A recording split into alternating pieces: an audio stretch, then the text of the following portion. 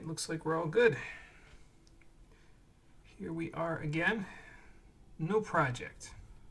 Just moving these right along. New project starting today. Please stand by because I'm not going to turn it on until I've given everybody a chance to filter in. So, like 3.5 minutes, I think, and then we'll turn it on from there so that we can get started.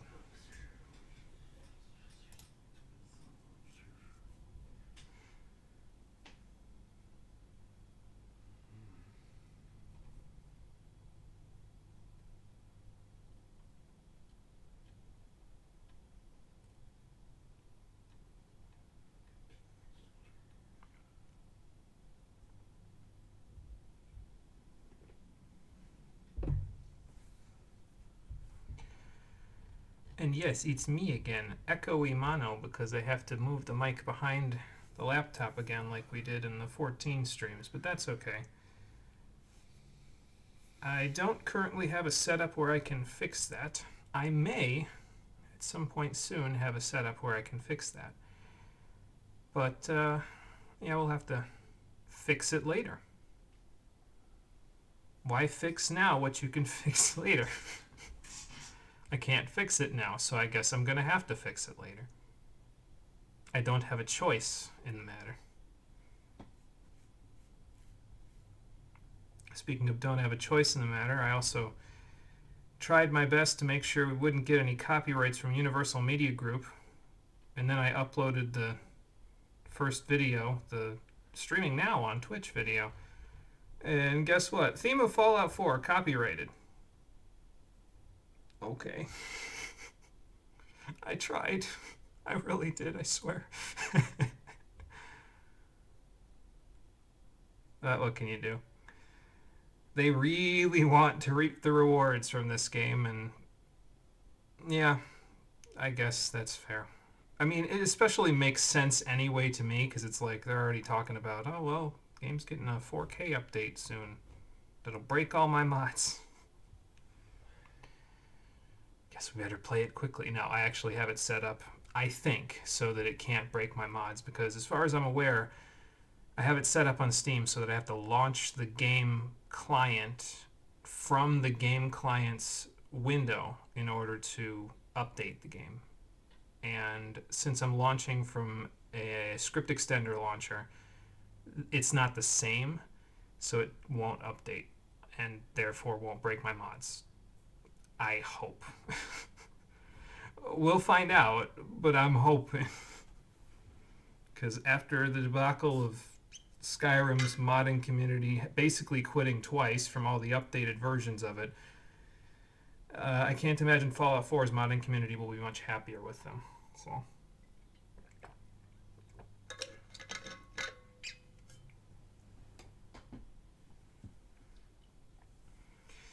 But what can you do, right? All you can do is try, so that's what we're going to do. We're going to try. And speaking of try, let's try right now by minimizing OBS so the game can actually load.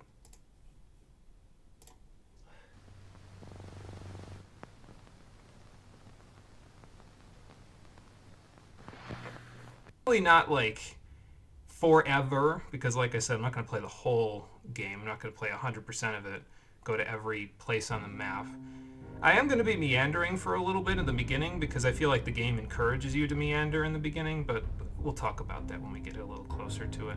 For now, what do you say we start a new game, shall we? Mods are currently loaded. Achievements are disabled. Big frickin' whoop. Let me play a game. This is lightly modded vanilla Fallout 4, by the way, so no, like, decontamination arch or any of that stuff, but you will see some items in the game and a couple of things changed. I've got like 8 plugins total. So some slight differences from the vanilla Fallout 4 that came out in 2015, along with whatever they updated on the way. So there you go.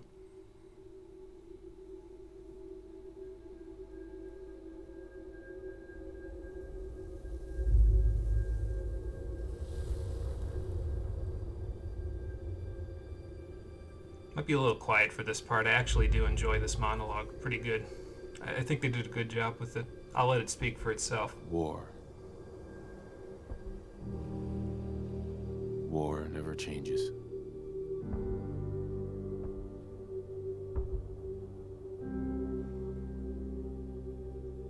In the year 1945, my great-great-grandfather, serving in the army,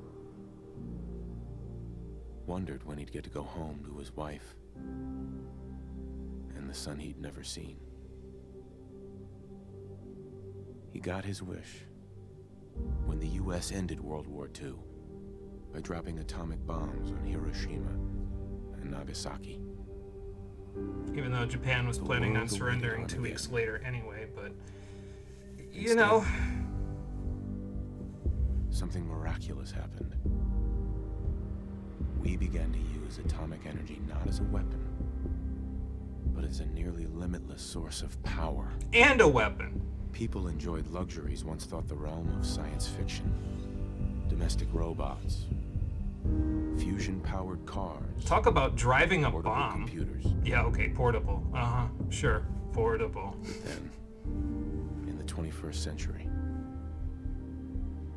people awoke from the American dream.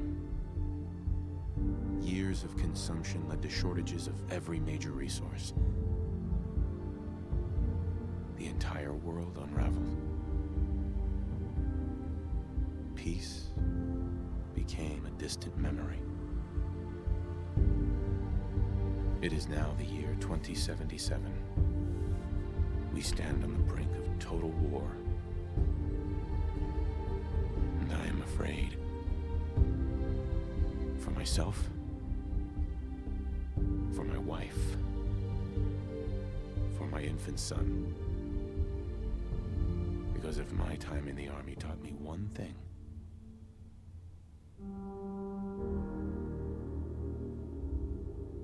it's that war never changes. Now listen, it's not the same narrator as it was in Fallout 3. He was a classic, but I think they did pretty good considering they didn't want to pay that guy the money to hire him anymore.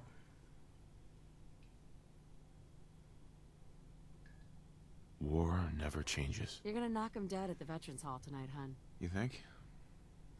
Absolutely. Now get ready and stop hogging the mirror. Right. And maybe, move out of the way so we can get the actual characters that we're going to be playing into the focus of the mirror. So there you go. Meanwhile, Metal Gear Solid 4 is war has changed. Yes, that is true. Also, we're getting tutorial prompts in the top left corner of the screen that should not exist because nobody on the screen has a Pipboy currently. Just ignore those because that's what I'm going to do until we get the Pipboy. So there you go. Important question. Do you run into way too high-level areas to get good items? I don't think we'll be doing any of that. Pretty much we're going to be sticking with what the game gives me in the areas that I wander into. I don't think there's any situation where I'm going to wander into some place that's like super OP for me. Although I don't think there's any place in this game where, I guess unless you go to like the northeastern corner of the map or the southeastern corner of the map at like level 1 or 2, where you'd be so overpowered you'd have absolutely no chance of winning unless you're wandering around like a church mouse trying to sneak up on things, So there you go. But, yeah, I don't think we will. So there you go. How do I want to do this? Well, first thing I want to do is I want to set the face presets, which, let's see, which one was the correct one? I want to talk about this a little bit because it's something that I always get a little bit upset with character creators in games. I like that there was sort of a shift towards a greater emphasis on characters that actually have melanin in their skin in the mid to late 2010s, because I gotta be honest with you, anyone with any amount of melanin in their skin in the character creators before that looked like some white dude wearing blackface. So I'm glad they're moving towards people having melanin. It still looks a little off to me, but I'm glad that they're working on it. Now, when we get to Mass Effect Andromeda, that's like the best character creator I've ever seen. You can make a character any shade of white, black, or in between, and they look perfect, but we'll get to that one eventually. In the meantime, since they won't let me make an actual black person in the game without the melanin looking a little weird. I'm starting to sound like those people in those skincare commercials now. We're gonna make a white family. So there you go. This is the base face that we're gonna be using. Although, in the prompt that they mentioned at the beginning, they mentioned that we're going to be giving a speech at a veterans hall tonight in front of a bunch of military people. So we're going to clean these guys up a little bit, make them look prim and proper, and then go from there. So, hey John, how you doing? Welcome back. You notice this as well with character creators? Yeah, it's just sort of a pet peeve of mine. It's not something that really bothers me personally because I can't share that experience with, people with actual black skin, but it's just like, what if I want to play a black dude though?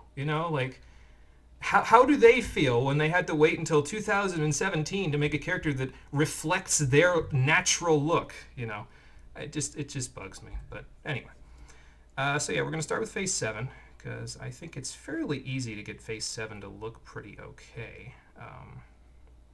I looked at a tutorial actually from previously where somebody basically talked about this is how you make smoking hot characters in Fallout 4, and I was like, okay, well, I'm not really interested in the smoking hot part. I'm just interested in making the characters look, remotely natural and not like, they jumped out of a comic book or something. So that's what we're gonna attempt to do. We're gonna make our buddy here slightly less muscular because he looked like he was on steroids for a second there now. Now let's edit the face a little bit. Let's do the hair first, actually. I think that's probably the easiest part to work on. We'll give him cool brown hair. Nice. How about that? Did you get a haircut? He did, actually, and let's style it to be, let's see here, something a little bit more, like, upkept, I guess. Okay, that's starting to get into, like, you get down here and they've got, like, ponytails and stuff, which is like, I mean, that's fine if that's what you can do, but I don't think we can wear that. I think dapper might be the look, honestly. Like, that looks cleaned up enough to where it's like, okay, well, if he's wearing a suit, it would make sense, So I think we're gonna go with that. This new haircut's really working for me. You're using your fiance's family's Amazon Prime account and they stole your Twitch Prime from you finally. Oh, that's no good. Yeah, you can make Waluigi. Wah! Absolutely. But we're not going to be making Waluigi this time. We're just going to make decent-looking characters, I'd like to believe. Because I didn't really think that the character creator here was all that great before, but I realized with a little bit of work and watching that one video that I'm probably going to put in the description of this one, you can make these work pretty good, actually. So we'll work on it and see what we can do. Like I said, though, we're going to make it kind of clean-ish because they're going to speech like that later. Let's go with like that, this actually, because it looks... It accents your chin. Yeah, and it looks like it's kind of cleaned up a little bit, you know what I mean? It makes him look a little bit more like he's going to a professional event, So there's that. Is this skin color? Yeah, I'll probably just leave that at rosy. That's fine. Doesn't really matter to me there. The eyebrow types, though. How do I want to make these work here? I don't really want them to be, like, super... I mean, that's okay. You look as good as the day we met. There's a pro tip that I'd like to basically give with these, and I might be able to make it work with these ones. How's that look there? It tapers off a little at the end, but... Well, let me do the thing that I was going to do with these to make it look better first, and then I'll tell you if it works or not. So what you want to do with these to make it look a little more... make it pop a little more, make his face kind of stand out a little bit more, is you want to sculpt the outer eyebrows specifically, and you want to pull them up and out. So up and to the right, like as much as you possibly can. It gives his face a more... It's a more intense look, but it also makes it look a little more distinguished. It doesn't look like the eyebrows are just kind of flopping down on the couch on his eye line, you know what I mean? So it makes him look a little more intense, although that might be a little too much. Yeah, that's a little better, I think. Oh, So, looking good. thank you. Eyes now. What color do I want these to be? I feel like blue eyes might be good for you. So let's just go with that and see how it looks with the rest. Yeah, I mean, that's okay. I could see it working. The ears, I kind of want to move these down a little bit on the face. I feel like they're a little too high. So let's move them down like ever so slightly. Hang on. Did that move them down or not? Oh, hold on. I can see better like this. It did move them down. Okay. So go back this way because I don't want them to accidentally move in the wrong direction, and just slide them down. You kind of basically want to have it so that the top of the ear kind of rests where their top, like the top of their eye basically rests near the top of their ear. It doesn't have to be exact, but Roguishly handsome? it's more like it's closer to what it actually would look like on a realistic face that way, I guess. As for the nose, I think we need to switch noses. Such a cute nose. Handsome looks okay. Let's see what that one looks like. And handsome, or let's see. Narrow might be a little too narrow. Yeah, and I don't like the profile of it, so. Sorry, I get a little bit in depth with a lot of these character creators. I like to make the characters look like, when I can get in depth with them, I try to make the characters look as good as they can look in the situation. You know? If I'm going to be playing as them for a while, I kind of want to like actually, make them something I'd want to look at. So there you go. We're going to move the nose down ever so slightly as well, just to kind of, that was the full nose, right? Yeah, slide it down. I mean, the profile looks okay now on it, I think. It's larger, but it looks okay on it. I might scale it down ever so slightly. Maybe a little, no, that's too much. How's that look? Yeah, that's not bad. Maybe I'll put it down a little bit more.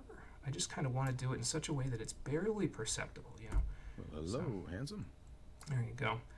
Always enjoyed when I create characters. Yeah, I think I put way too much effort into it, honestly. I feel like I spend a lot of time on it. Although I will say for this particular project, not only did I watch that video that helped me out with it, with the actual proper character building and everything, I also practiced, quote unquote. I've opened this character creator about 5 times in the last week to kind of check on everything and be like, okay, so what do I want this to look like, So there you go. Cheeks type. Weathered, smooth. Ew, that doesn't look very smooth. It looks like it's ruddy, even though it says it's not ruddy. If I do say so myself. I don't know. Ruddy looks less. Well, okay, I can see it now. Never mind. Like it looks like there's peaks and valleys. Actually, that looks a little bit better. So maybe if we swap it to something else and then swap it back to weathered. Yeah, that looks a little better. I don't know. I might be imagining it, but that looks a little bit better than it was. The mouth is kind of okay, to be honest. I'm kind of okay with most of it. I think I need to sculpt this a little bit, but let's see what we can do here. I clean up pretty nice. I kind of actually like the second one. Because these people are supposed to be like in their late 30s, at least according to my impressions. So I kind of prefer the little bit of... the little bit of wrinkle. It's not much wrinkle, but it's enough wrinkle to make it seem like, yeah, they've actually had experiences in their life. They're not fresh off, they're not fresh out of their 20s or something. So I might sculpt this down a little bit, though. Like just a little bit. With just the bottom lip specifically, because the bottom lip is a little big. I was looking... yeah, Sean has your smile. And if I pull this in a little bit... That's actually a little too much. I kind of like it where it was. Looking good. That. If I do say so. Can I get the full mouth? Can we get the full Monty here? There we go. Slide it down ever so slightly. Gently. Such a great smile. I'm kind of happy with that, honestly. I think it looks pretty good. What do you guys think? I think that looks pretty good. I'll pull back so we can also see the full body shot. I think that looks pretty good. It's got a look to him. We've got one more character left to create after this, so I can't spend too much time, but I don't know, I think he looks good. John says he looks good, so I'm okay with that. Actually, I kind of want to switch to his wife anyway to see what he looks like in the background a little bit better, so let's switch that. My turn, big guy. And take a look. Because it kind of almost puts him in a different lighting when he steps back like that. They give you more... like attention to detail when they step in front of the mirror, and when they step back it's more like, okay, this is what they're going to look like in a longer range shot. So yeah, honestly, I'm kind of okay with how it looks there. It's like he's got that sort of like arch to his eyebrow where he's looking like he's about to walk into a place and order a martini, shaken not stirred, but that's okay, kind of. It adds a little character, You see what I'm saying, though? Like, you can kind of see it, especially with his right, our left eyebrow. is kind of like arched up a little bit, almost. So I don't know. I kind of dig it. Okay. As for the female characters, I'll tell the story now because we're going to be doing this. Originally, I was going to play as the male character in this game because I'll be honest, I couldn't make the female characters to save my life in this game because the problem that I was always having was that they either looked like Barbie dolls, stick figures, which is what she looks like right now to me, or they look, well, obese ish, which always looked weird considering her giraffe ass neck. So I was like, I don't know, maybe I'll just kind of leave her default and then go from there. But by playing around with the character creator a little bit, we ended up with me basically switching genders that I wanted to play with because I made her look so good that I was like, wow, how have I not hit on this before? And in the process of making her look more like an actual person, I suppose, I actually ended up developing a whole small backstory for her. So maybe we'll talk about that a little bit later. But yeah, so basically the idea is that you want to make her look a little bit more muscular. But then I said, okay, so she's not like jacked, but she's pretty close to jacked. You know what I mean? So why would she be jacked? And so that's why I ended up starting to write a backstory for her because I said, well, she has to have a reason to look almost as jacked as her husband. Do they just go to the gym together, or what's the case here? And there's a little more to it than that, but well, we'll get there. Anyway, that's just the body. The face actually, oh, it's going to delete the body settings if I do this, so I'm just going to get to the face that I actually want to use, which is face 10, and then switch, because they're going to, again, like, look at that. It just looks, there's no meat there, you know what I mean? There's nothing, I hate to be vulgar about it, but there's nothing to grab. Why would, so we're gonna put a little bit of meat on her bones. There, that's a little bit better. I think that might be a little off, but that's okay. Now the hair just looks awful, so we'll just fix that. Yeah, I'd hit that. Let's hit on this. Oh boy. Let's see. So first things first, yeah, let's get the hair different. I definitely, I'm gonna do the style first. Like, the color can wait. The style is just. Although I will say it, so I was thinking about it. I'm like, okay, so why is she like kind of jacked? Does she go to the gym with her husband? And then I looked at this hairstyle, and I said, nope, that's it. It makes perfect sense. She's gonna be a Wendy the Welder archetype. She's gonna be. She had a job, and her job, well, it doesn't exist in the Fallout universe anymore because martial law is in effect. So instead of being, she was a lawyer basically, and martial law has been in effect for a couple of years at this point when we're making the characters in the Fallout universe. So she wouldn't have a job because domestic law wouldn't exist if martial law existed. So as a result of that, she had to go find another job, and it turns out the other job was working in construction at a construction site that we'll actually be able to visit in the video game. So we'll get there. Let's see. The ears are, I'm okay with that. I just kind of want them to be down a little bit more, like I said. Although hers are kind of okay where they are, because they're kind of, the top and the top match up pretty good. So I think we'll leave those for now. The most important thing you can do, by the way, with female characters in this game, you see the jowls lower option here? You want to sculpt that, and you want to pull it up and to the left, because that pulls them up and in on her face, and it makes them look, well, younger. If you left them where they were, she'd look like an old lady, which would not really work out too well. Also, I need to go back and make some minor adjustments to our dude over here because I didn't adjust his chin, so I'm going to adjust his, actually more of his jawline than his chin, but we'll adjust that later. So, okay, that's smooth. That's fine. We can do the eyes next, I think. That's probably the easiest thing. I think we'll stick with the brown for the color. Excuse me, do I want the type to be changed, though? I mean, I kind of like the prominent, but I don't know if I... Whoa, okay. Maybe that's a little intense. How much less intense can I make it? I don't want her to look like she's still lawyering, I think Sean has my eyes. That's not going to work. Hang on. Let's do that maybe to 30%. Yeah, there we go. I mean, the eyeshadow doesn't hurt it, to be honest. But do I like that, or do I like where it was? Sean totally has your eyes. No, I kind of prefer this, actually. I love how I just am like, I keep having to readjust it because I'm not committing to it, you know? Okay, anyway, we did that. We did the jowls. What else have we got? We got the nose we want to work on. We got the eyebrows as well. I'll try to go to outer. I don't think we have to sculpt these ones too much, to be honest. So, I just need to find ones that I think would work okay with her facial profile. I swear, you haven't aged a day since our wedding. I mean, you might be right. How do we know? Thin arched, I think, are going to be the ones that we use there. I might pull them down a little bit, honestly. Like, they look a little... I mean, I understand, like, it's probably penciled, but, like, they look a little too penciled, I guess. Because, like, you pull them up like this, and all of a sudden she's a supervillain, you know what I mean? So let's pull those down a little bit. Or maybe I'll just leave them where they were. I mean, I'm kind of okay with that.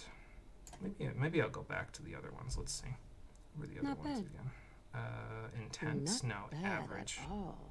No, you know what? Maybe I'll go to average, and then I'll just pull those up and out a little bit. How about that? That might be a little easier to work with. Out just a smidge, ever so slightly up. We don't want to go up too much, because if we go up too much, again, supervillain status. So we're gonna, you know, kind of like that. I think. You look lovely. I think that'll work. Nose next, I think, would probably be the easiest thing. Or should we work on the cheekbones? Maybe pull those up a little bit to kind of give them a little lift. There. That looks nice. Thank you. So for the nose, do we want a pretty one, or do we want one of the other ones? There's not much difference between pretty 1 and pretty 2. I think it's mostly the pore definition, which on this... like with this level of detail, it's kind of hard to see the definition of the pores, so I don't think we'll worry too much about that. So maybe move it down slightly. Maybe scale it down slightly. How's that look? Okay, so we're gonna need to do something about the profile, because it looks okay from like the front, but from the side, oh no. Oh, absolutely not, no. You like my nose, right? Not as it is, no. So let's fix that. Do this, maybe mouse wheel it up a couple, so it actually comes off your face a little bit, because otherwise you would look a little off. Maybe scale it down slightly so it doesn't look like it's the most prominent thing on your face. I think Sean has your nose. And then sculpt again on the full nose, pull it down a little more, scale it down a little more. How's that look? Yeah, I might need to do the tip again. Maybe I'll just scale it up to fix it. Yeah, okay. Oh, yeah. I'm kind of okay with that. Yeah, that works. I think what I want to do, though, is we want to... Okay, so I think I'm going to have to move the mouth a little bit. I kind of like the way that it is now, though, to be honest. Sean has your smile, you know? I kind of like the way that it is now with the type. I think I need to pull the corners in slightly. So I'm going to do that. Make it slightly smaller, maybe. And then adjust the full mouth so that we can... there it is. So we can make it a little bigger. It might look a little exaggerated. We make it a little bit bigger here. Like that looks a little on the exaggerated side, but they do, it looks a little bit worse here actually than it does anywhere else in the game when you're actually out in the open. It adjusts nicely. It's just the lighting in here. You know, I might want to pull it down slightly though. Yeah, it's kind of all right, to be honest. I'm kind of okay with that. You have such great cheekbones. Now speaking of her cheekbones and her jawline, I mean, honestly, her jaws kind of look pretty good. I don't know if I'd make too much adjustments down there. Yeah, I'm kind of okay with this, honestly. What do we think about this one? Like I said, I got to make an adjustment to the jawline on the male character real quick, but I think this one's pretty good, honestly. Like, not the best, maybe. I could probably make it look a little bit more like Charlize Theron, but that's just who comes to mind, honestly, when I see this face. I'm just looking at it. It's like, oh, it's Charlize. Only with darker hair. Do I want different hair for her hair color? I think I want darker hair color. I don't know if I ever did that. Yeah, I didn't do that, so let's fix that, because we don't want jet black. We want... that's what it was missing, because I was like, no, something looks off here. It was the hair color. The chestnut brown, I think that almost accentuates things a little bit better because it's a little bit of a warmer color than just the jet black, you know what I mean? So I was looking at it and I was like, no, something's missing. I did something else before. She's lovely. Thank you. Appreciate that. All right, so swap back. Let me just slide in here. Let me just slide in here and casually morph my face bones to look more male prominent. I don't actually think that's a thing, but anyway. Jaw outer. Yeah, that's what we want. So we want to pull that down a little bit. Just a little bit. And maybe out a little. That's a little too rounded. Maybe we'll just pull it down a little. Like to kind of accentuate the squareage of his face. I don't think that's a word. As handsome as the day we met. But, okay. So honestly, there we go. I think that's our two characters. In case it wasn't obvious, though, like I said, originally my plan was to play as the male character, but after I started thinking, okay, how can I actually make this female character look not god-awful, like an abomination spawned to the earth? Come on.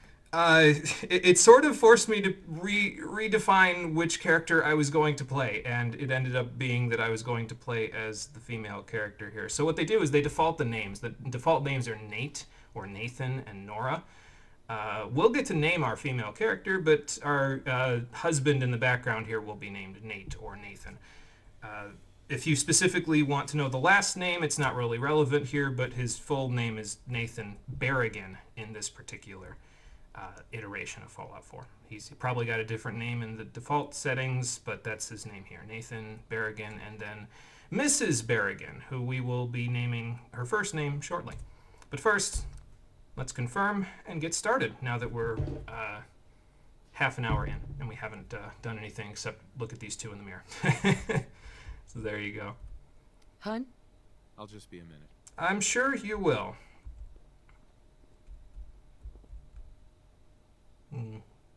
Can't tell if he's asleep or not. Well, worry about that later. He'll be all right. Good morning, Mum. Your coffee. 173.5 degrees Fahrenheit. Brewed to perfection. Well, thanks, although... Today's newspaper just delivered. Isn't that just a little warm? Do I dare to stick this in my mouth? I think I'm going to slow up on that. Let's just read the newspaper while we wait for it to cool off. More of the same. I guess nothing has changed in the Fallout universe, according to these two. What do you think, Nate? Take a look at the paper. There you go.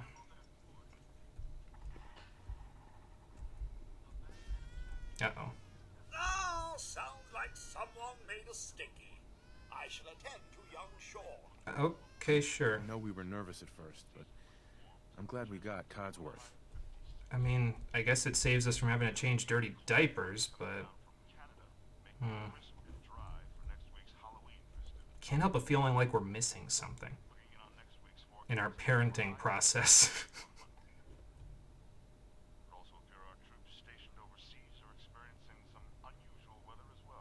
What kind of unusual weather are we talking, newsman?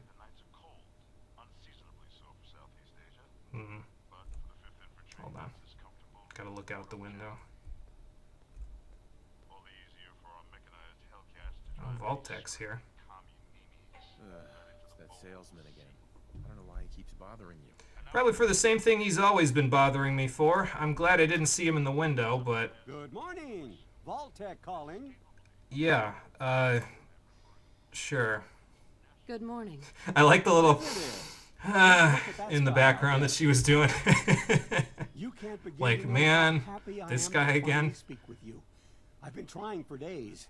It's a matter of utmost urgency, I assure you. I'm sure it definitely is, traveling salesman. I'm here now. So you are. So you are. Now I know you're a busy woman. So the world's already started to go to ship, but the nukes haven't flown yet? Yes! Actually, surprisingly, yes. And we will see just how bad it's gone over the course of the game. That because of your family's service to our country, you have been pre-selected for entrance into the local vault. Vault 111. Oh, he makes it sound so heavenly. Have we all been selected, or? But I have a family. You can fit us all, right? Of course, of course. Miner's your robot, naturally. Yeah, In okay. fact, you're What if already he is cleared for family, entrance. jackass? It's just a He matter isn't, of but you verifying know. some information.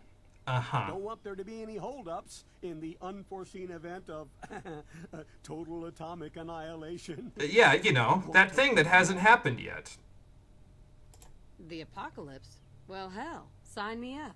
Give her a little bit of an edge with this sarcastic That's option. the spirit. Now, Why not? let's see. Alright, so, we get to name our character. We already know her last name. It's Berrigan, in this particular case. First name, Charlotte. I'll be honest, the reason for this inspiration is while I was trying to figure out how to make a proper female character, there was one day where I was doing laundry. Now, you know this is going to be a stupid non sequitur when I start with that, right? I was doing laundry. And I was getting the wash out to throw in the dryer. And I'm moving the stuff into the dryer, I take a pile of clothes out of the washer, I move it into the dryer, and out pops a little fuzzy spider. Out of the clothing. I don't know if he was in the clothing or in the washer before I turned it on, but he survived the entire wash and just sort of tumbled out of the clothing. And I mean, he wasn't dead. He was sitting there. He was dazed, obviously, but I'm like, hello, are you okay? And so he just sits there for a minute in a daze, and then he starts to move his legs a little bit. And I'm like, okay, no, I got to take you outside so you can have a proper life. You cannot have a proper life in our washing machine. So I ended up putting him in a bottle and taking him outside and releasing him to have some fancy life where he snacks on flies or something. But it was just perfectly aligned timing, right? Because it was just aligned with exactly what I was trying to do with the character, because I almost basically had that moment with the spider. And then I stepped back to my desk and I realized, holy shit, if I just make this lady jacked, she looks like an actual human being. So it was like the two things connected, and I was like, okay, so now I think I have to attribute it to this little spider, even though this is a tribute to my dog, but now it's also a tribute to that little spider. So her name is Charlotte, because I'm not original when it comes to spider names. I apologize. We're not naming her Quaaleg. That's not happening.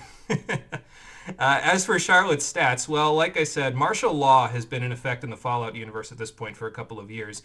So since she was a domestic lawyer beforehand, this is actual, like her actual plot line was she was a lawyer. But they don't give you much else about her. So, but since she can't really be a domestic lawyer when domestic law doesn't exist, martial law does. You commit a crime, you just get shot on sight by the U.S. military in the Fallout universe now. She had to get a different job, and that different job involved her working in construction and mechanics at a local construction site. So she is jacked, and she is jacked. Like she has 8 strength out of a possible 10. So she's good on that. Perception, so 5 is like human average, right, for most people in the Fallout universe. So she's gonna have a little bit lower than average perception. Doesn't really have a sixth sense. A lot of the stuff that she does because of her law practice have kind of made her take a lot of things more literally.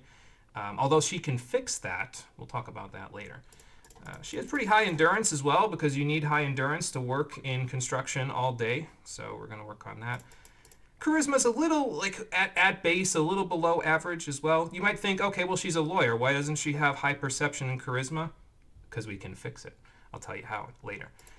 Intelligence and agility, we're going to have it about average, just because those stats kind of, they affect a couple of things, but they're not really like super important for the build, to be honest. And then we only have 1 point left, so her luck is going to be very below average. But, excuse me, as for these stats, the ones that are lower than average, we can fix with other things later. Namely, luck can be fixed with certain weapon effects. So we're going to be taking advantage of that pretty soon. We can fix charisma and perception with other things like clothing items.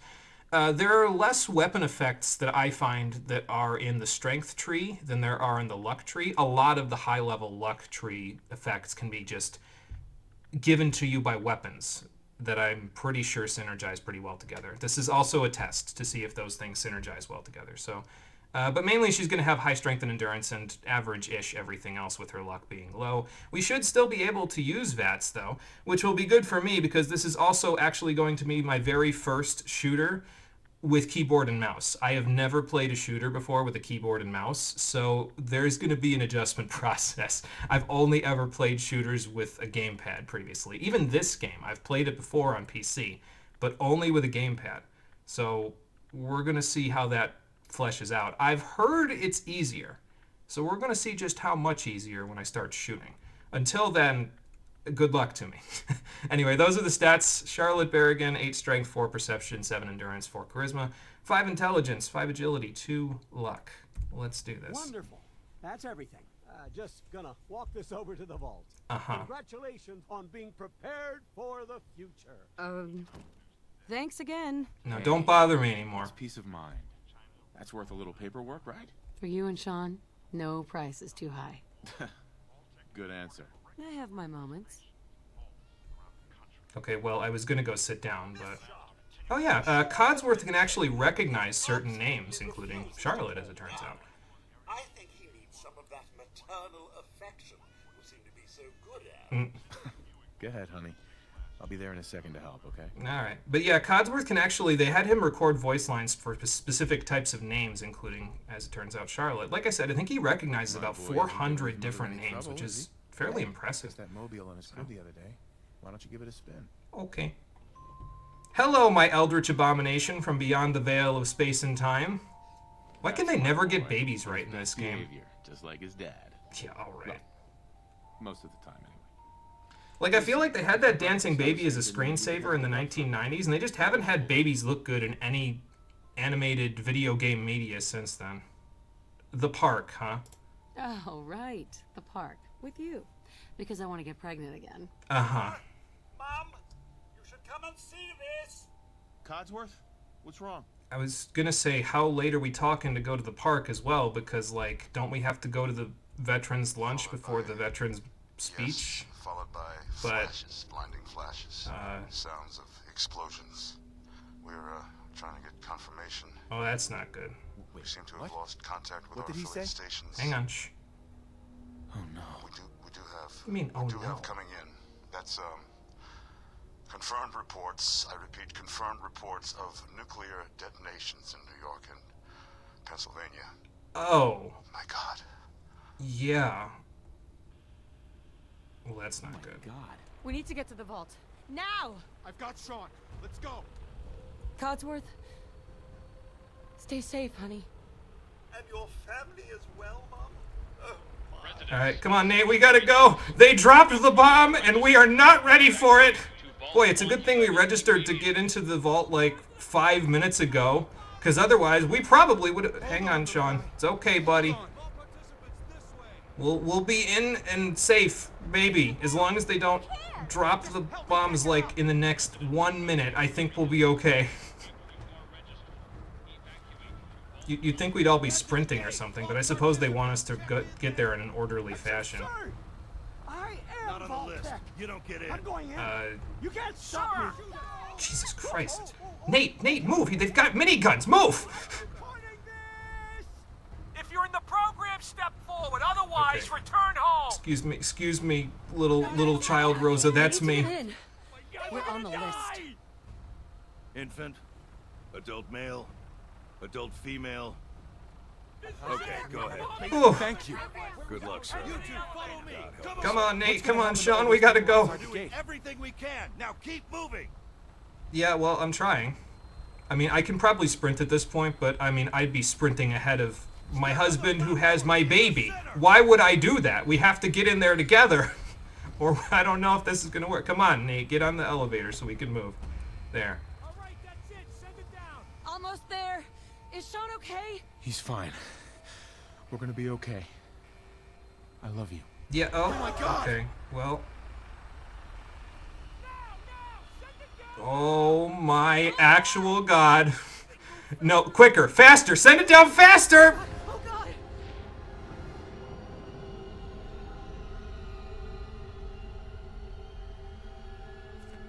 Now, you want to talk about close calls.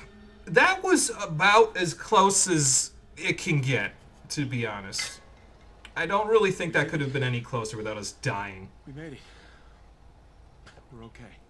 Yeah, speak for yourself. I'm gonna have PTSD for days. Proceed up the stairs in an orderly fashion. No need to worry, folks. We'll get everyone situated in your new home. Vault 111. A better future underground. Okay, well, Yes, up the stairs. That was scary as hell, but Minute later. No, We'd all be. don't get nuclear waste, yeah, just a bit. You're safe now. Everyone, just head up these stairs and through the door there. All right, come on, Nate. Everything okay? We made it. We did make it. I suppose there isn't much else to say, considering we did in fact make it. I don't know how I feel about everybody outside getting blown up, but you know. I suppose I could turn off walk. You can only walk slightly faster when you turn off walk, but well, Mrs.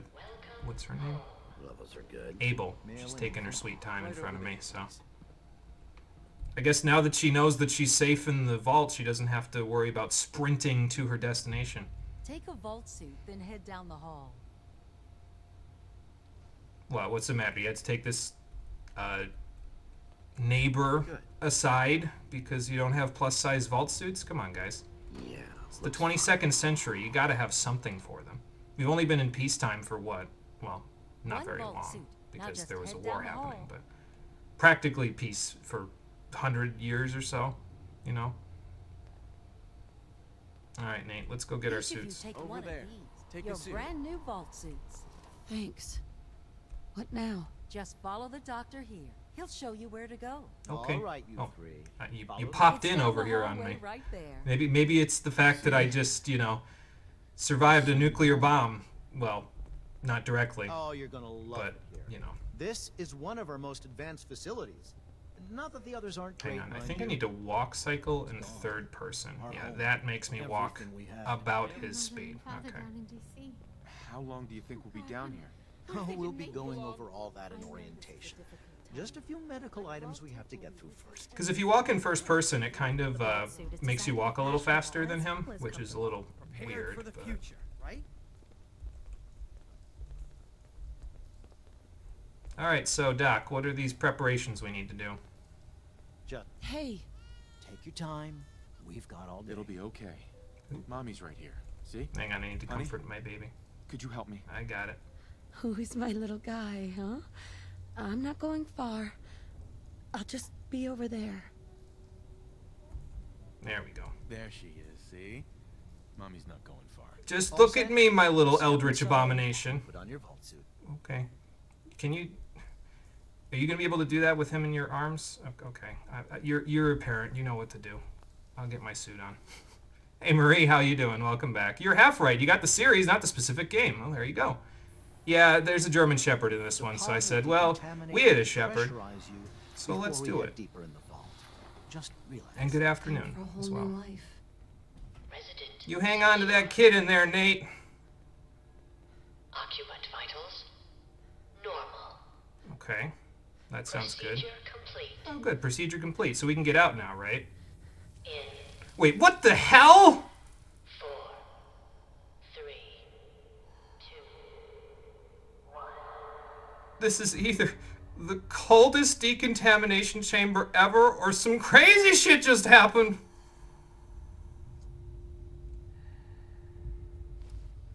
Recognize the dog from the mood I bought in Discord? Yeah, there you go. Yep. That picture that I showed is a modded picture. It's one of the mods I have installed, but we'll get there. Did they just say cryogenic stasis? I feel like I need to reread my Vault-Tec contract. I don't think that was in it. This is the one. Here. Oh, son of a bitch. No. Don't you do this! You put that gun away right now, or I'm gonna bust out of this thing! I have 8 strength! I will do it! Is it over? Are we okay? Almost. Everything's going to be fine. You say that with a 6-shot revolver in your hand? No, stop. Don't you do that. Nate, don't struggle with the baby. You're gonna do something awful. Stop it, Nate! I was hoping he'd do that a little faster. Get the kid out of here. Let's go. Give my baby shaken baby syndrome, murder my husband. I'm gonna find you, you bastard!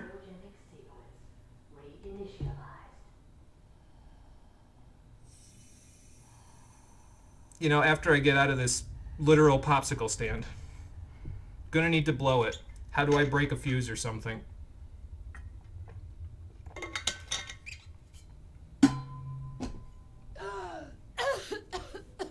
Well, I didn't break a fuse, but we're out again. I think. Now let me out of this thing!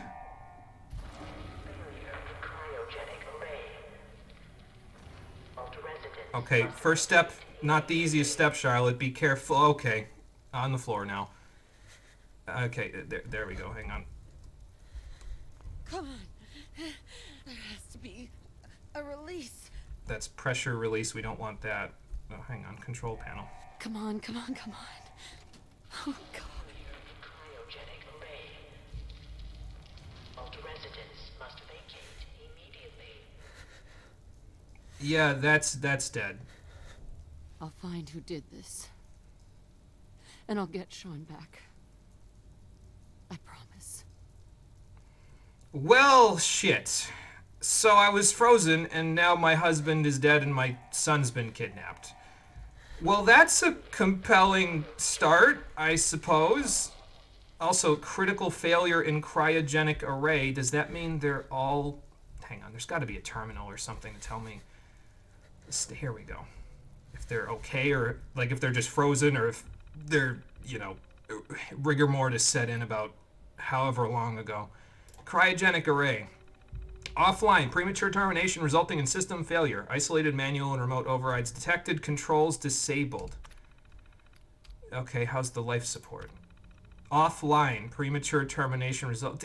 Did they turn the life support off when they went and snatched my kid? And also, why am I alive then? Something ain't adding up here. Pod occupant status. I love how they just got us in the thing, and so they didn't have, like, time to put in our actual last names. Actually, that's just because, you know, they didn't assign you an actual last name in the game's code, but, you know, there you go. Well, this is a fine kettle of fish. I think I need to find warmer clothing, though, right now. I'm freezing. Like, you can hear it right now. I am actually freezing from being, well, frozen. So, let's see if I can find something to change into. Once I find a spot to change into it. Another cryo array. So that means all these guys are dead as well, most likely. I'm glad they left their clipboards out. Now, here we go. This one doesn't have cryo juice all over it, so I imagine that'll make it a little easier to do it. Oh, God. Why would Vault-Tec do this? Well, I mean, Vault-Tec froze us, but the murder is not on the hands of Vault-Tec. The murder is on the hands of those two assholes who came in here and took my baby. Alright, so it says critical failure, so I imagine it's the same here. Yeah, it's the same here, which means that the life support systems are also offline here. Fantastic. Okay, well, I'm not going to have any buddies helping me get out of here. It's just us and our own 2 feet here, Charlotte. Sorry to say it. That fucking message is almost as bad as the klaxon in Home in Final Fantasy X. At least that one can't be taken out of context as a slur, to be fair.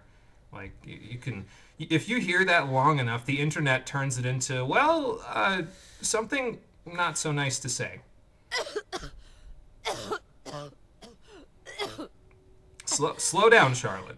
Just slow, deep breaths. That will get us out of here. Slow, deep breaths. Why are there a bunch of tools on the floor in front of this thing? Malfunction in emergency exit door override. Oh, great. Please contact your Vault-Tec maintenance representative for service. Vault-Tec maintenance representative. Well, if he's not here at the door, maybe he's... Restricted area, my ass. We're gonna go find this guy. You must live under a rock because even the memes haven't invaded your world. Well, that's good, because once you hear it, you'll never unhear it. That's it, Charlotte. Deep breaths. Okay. I've been walking around the whole time because she probably would have been shivering and, freezing her ass off while walking around and getting her faculties back. So I've been using the walk button until, well, now. Now we can actually run. Well, that's not ominous at all. I'm going to need a bigger... Well, I mean, I could probably kill that thing with my fists, but I'm going to need a bigger knife. This is not a knife, it's a baton, but I'll take it. I'll take what I can get. Let's see. Pack of cigarettes and a pencil. Yeah, I mean, I could probably jam one of them with the pencil, but I don't think it would kill them. So, clipboard, cigarette. I'm looking for, like, actual... I don't know. I guess the baton in my hand is enough of a weapon for now, but... Maybe if I look at this terminal, it'll tell me why I'm not finding anything here. Yeah, you are screwed. That is a mutant. That is the biggest cockroach I have ever seen. I'm annoying. Ha! That's what you heard as a kid, and it will never leave your brain. That's probably the best way you could have heard it, yes. So, it's similar to what the internet has memed into existence, but they end that sentence very poorly, let's just say. Again, don't look it up. Vault 111 security instruction. Confidential. Security eyes only. Violation VTP 01011. Let's see them enforce that now. Vault 111 is designed to test the long-term effects of suspended animation on unaware human subjects. How did you get government approval? Oh, right. Martial law and the government doesn't give a shit about us in the Fallout universe. Fair enough. Security staff are responsible for maintaining installation integrity and monitoring science staff activity. Under no circumstances are staff allowed to deviate from assigned duties. Insubordination or interference with vault operations are capital offenses. Like that means anything in the nuclear apocalypse that is the world right now. Security staff are authorized to use lethal force. Fun. Operations protocol manual. Sure, why not? Resident admittance. Government approval. Who said they had approval? That's probably true, actually. They probably did not have actual approval in the Vault-Tec universe, because Vault-Tec seems to just do what they want, so, upon activation notice from Vault-Tec, all personnel are required to report to the entry area and assist with admittance of Vault residents. Security personnel will maintain order and ensure that no personnel or residents attempt to evacuate the Vault, because that would be kind of catastrophic with all the nuclear fallout outside. Research staff will be responsible for resident intake and escort each to the designated cryogenic pod. So they knew about this and didn't tell us. Residents not accounted for in the manifest should be asked to step aside and detained forcefully by security if necessary. Well, what are you going to do to them? Leave them in jail? Like, where is the jail in this place?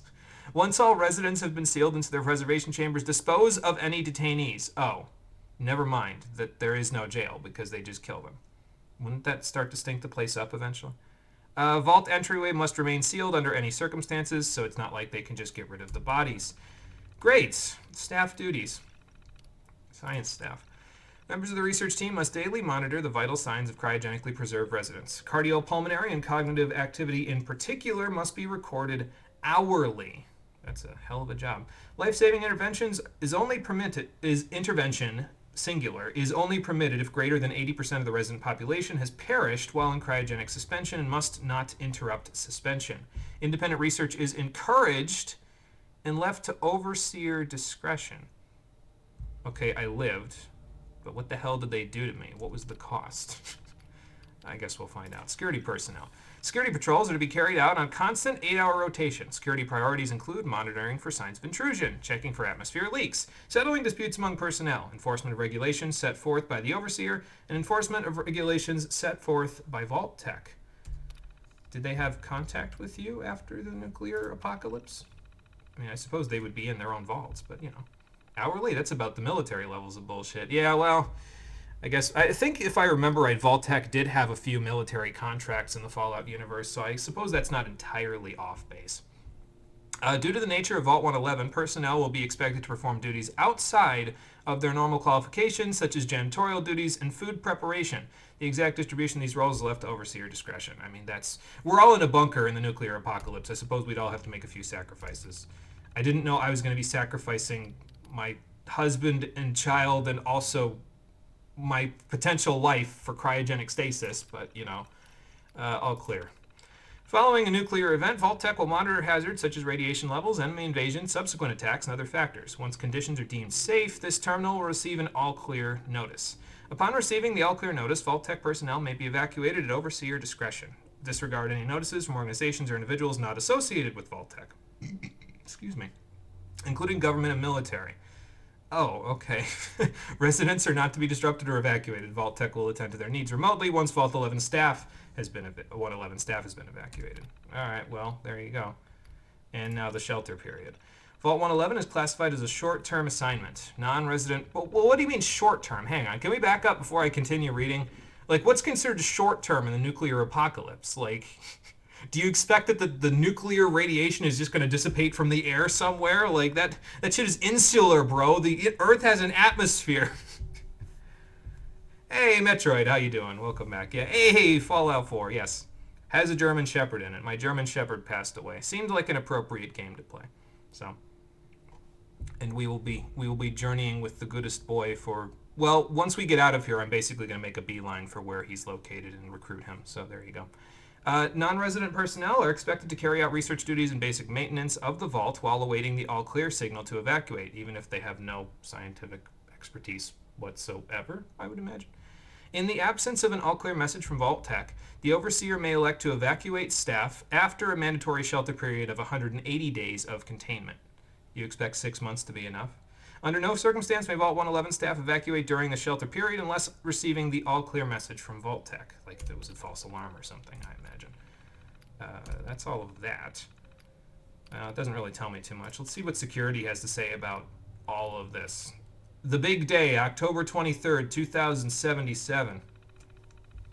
Short term, you mean what's the half-life of stuff in nuclear warheads? Not 180 days. I think it's significantly longer than that. Not incredibly so. It's not like carbon. The half-life of carbon is pretty damn long, but nuclear stuff, like radioactive stuff, because it's unstable, I think it has a shorter half-life, if I remember my chemistry correctly, but I am by far not an expert, so there you go.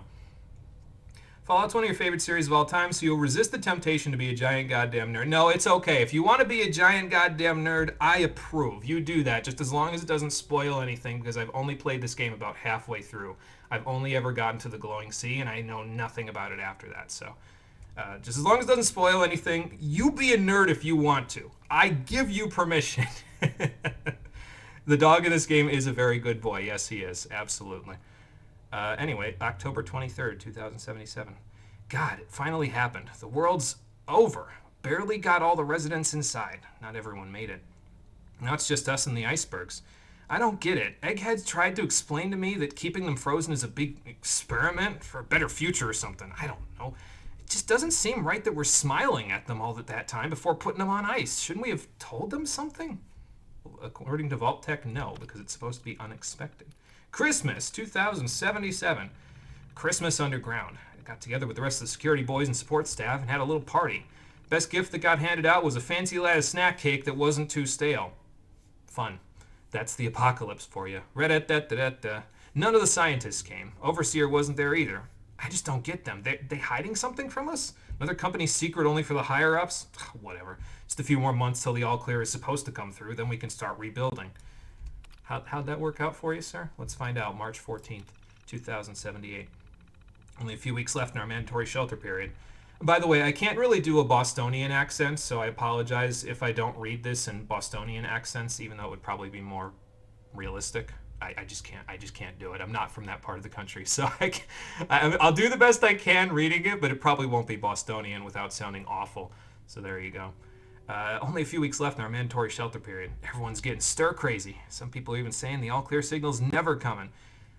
We can't stay here much longer, that's for sure. It's just not just the fact that I've been staring at the same break room and bunk bed for over 6 months. It's the fact that we only have enough food left for another few months, tops. The overseer keeps telling everyone to be patient, focus on work. He's definitely keeping us out of the loop. Something bad is going on. I just know it. I think this guy's got a good instinct. Hey, look at that, my birthday, 2078. Not that I'll be alive to see it, but, you know, I will most likely not live to 2078, but there you go. Main door accessing the vault exit is malfunctioning. So you're telling me that inaccessible door from 10 minutes ago has been like that for Well, I don't know if I can say anything else without spoiling something, so... It's been like that for a long time, though. There you go.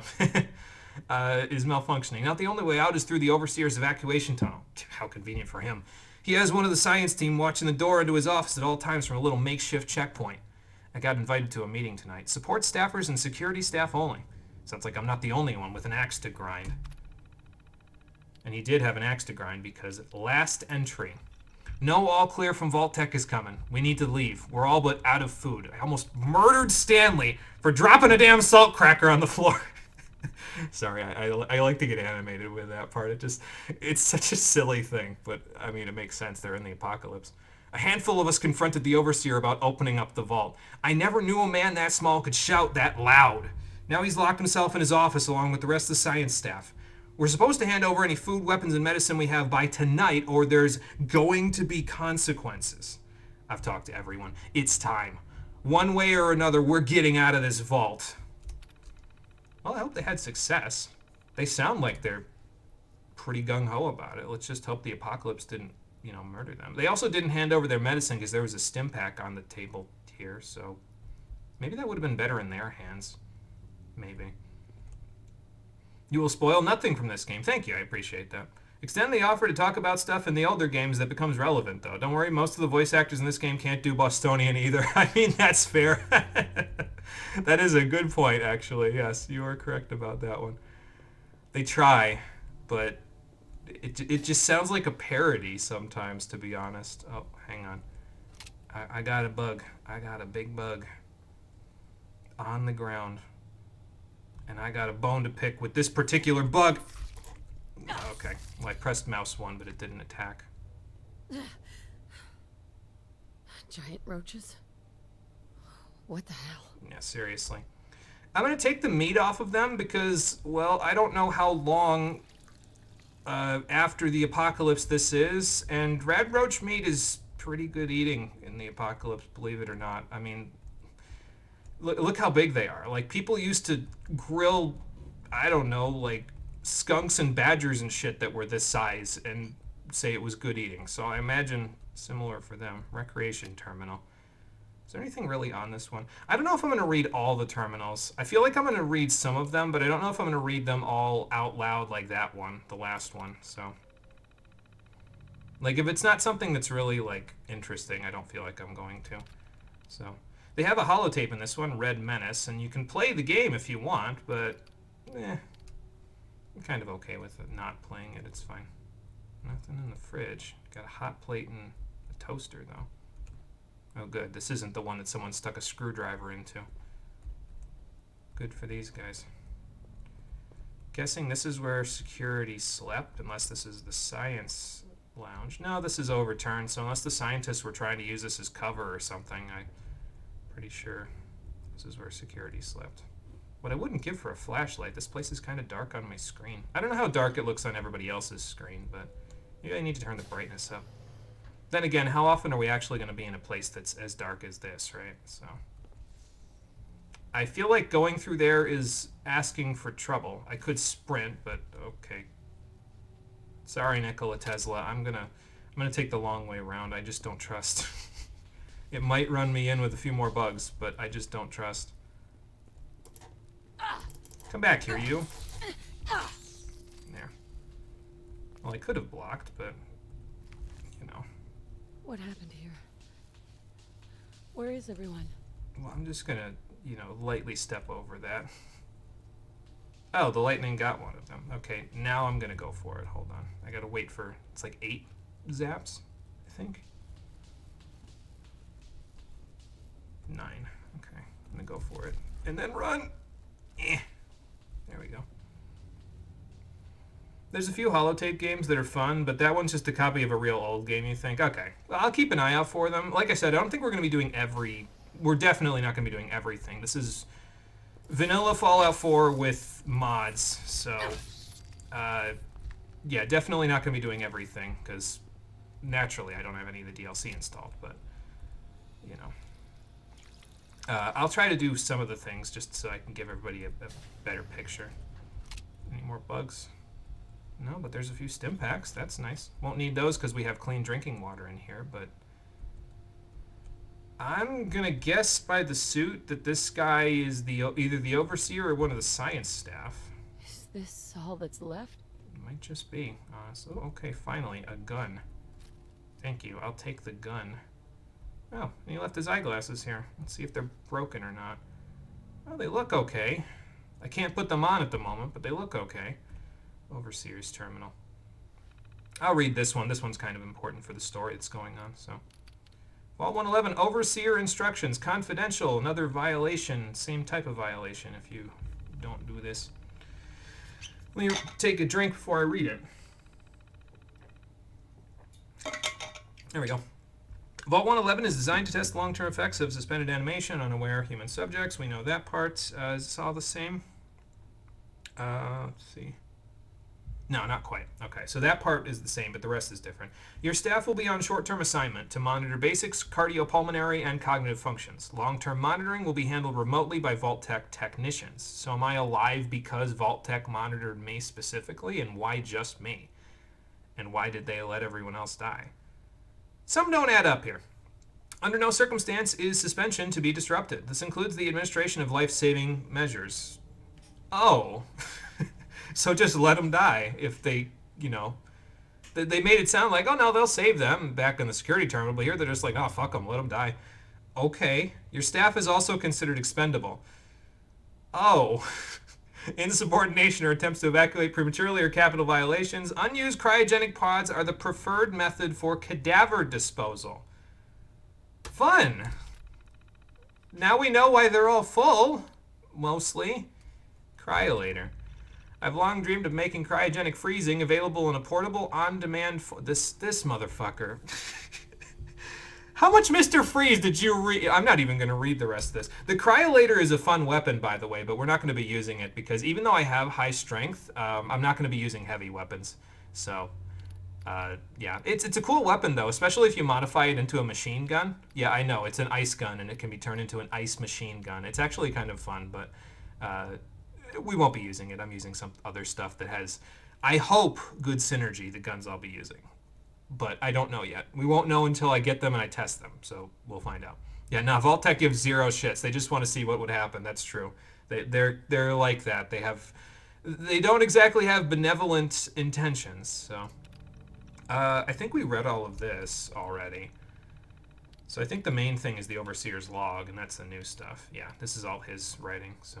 Preparations. The final staff orientation is complete. All but a few of the residents down in Sanctuary Hills have been enrolled, and several from Concord as well. Man, I hope they all got here in time, because good lord. Excuse me. Vault Tech supervisors came up this week to do a technical review with me. This vault is ready to open. I can only imagine what wonders our residents will get to witness. The notion of leaping forward in time. I almost wish I could join them and see the promise of the future realized. Oh, how little you know, sir. Oh, how little you know. October 23rd. It's happened.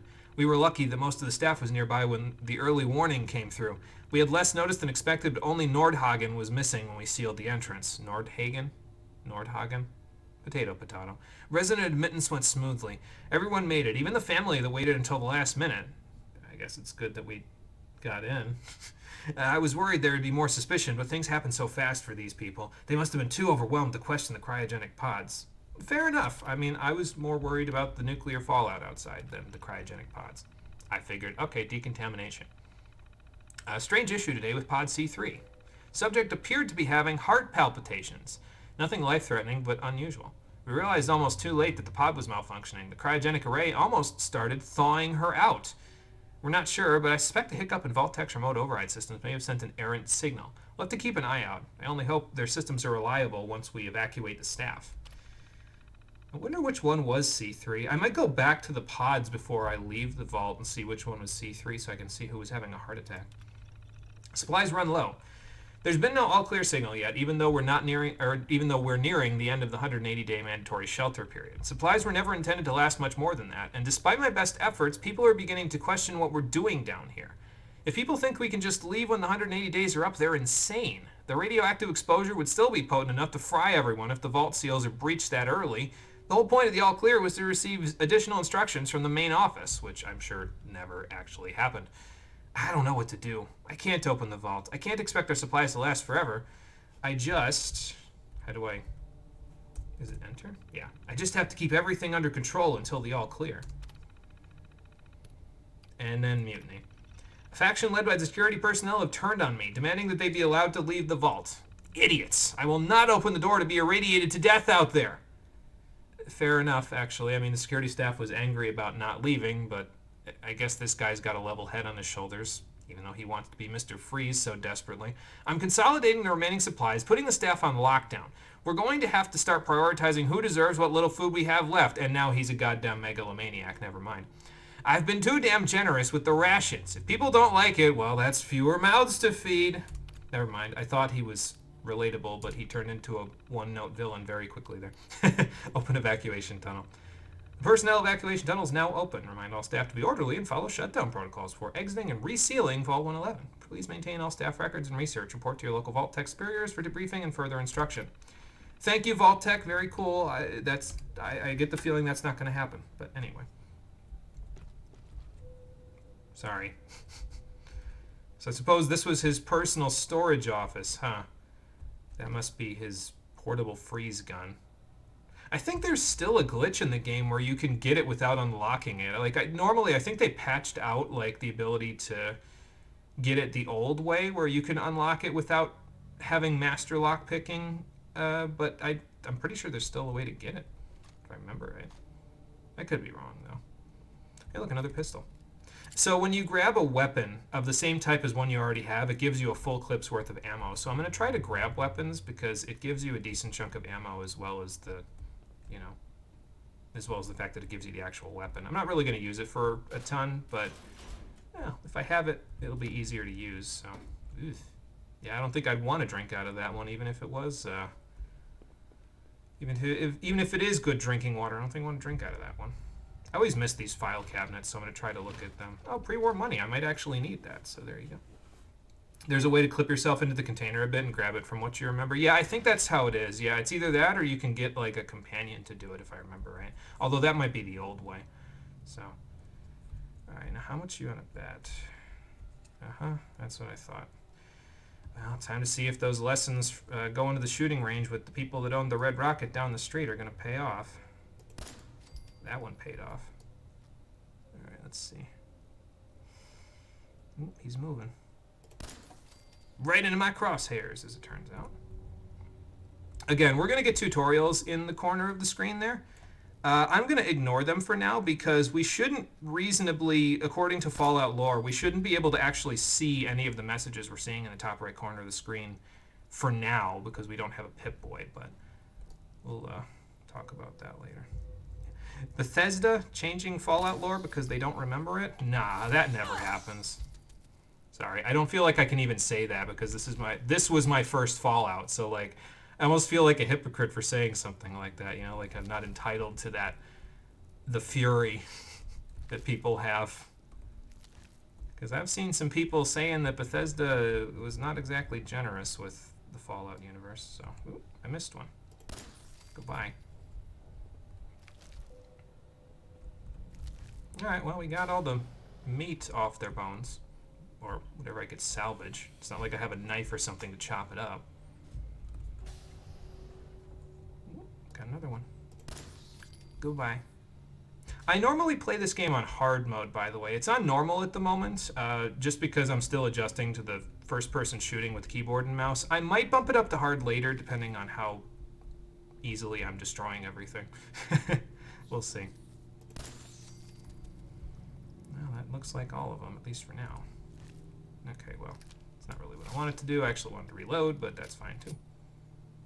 Ah, here we go. A Pipboy. Wonder if it still works.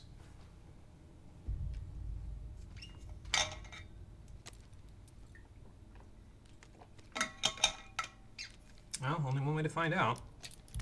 Let's clip it on and start her up. Oh, look, the screen cleaned itself. Well, I can still see the boot screen, so that's a good sign. Anyway, now we should be able to see any of the messages in the top right corner, so we can use VATS and all that other stuff because we have the Pip-Boy now, so there you go.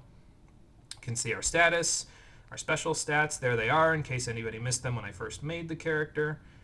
Any perks that we have. We don't have any perks at the moment. We can also adjust our inventory now, including favoriting items, which is something I actually want to go do.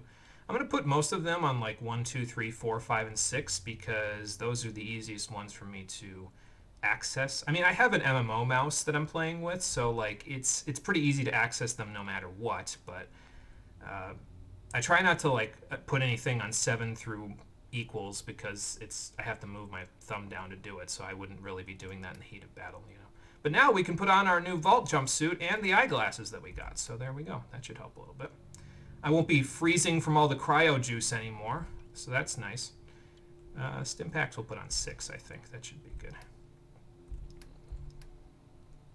Alright, well anyway, that's that. We have data, out of time. We have a map, and I think, is it mouse wheel? Yeah, I have it set for mouse wheel to move the map and pan it, so. We have a radio as well, but I don't have access to any of that stuff. And I actually have a mod installed that takes all of the licensed music in the game and it mutes it, so we probably won't be hearing a whole lot of radio throughout the game. It's just so that I don't get copyright strikes, basically. So there you go.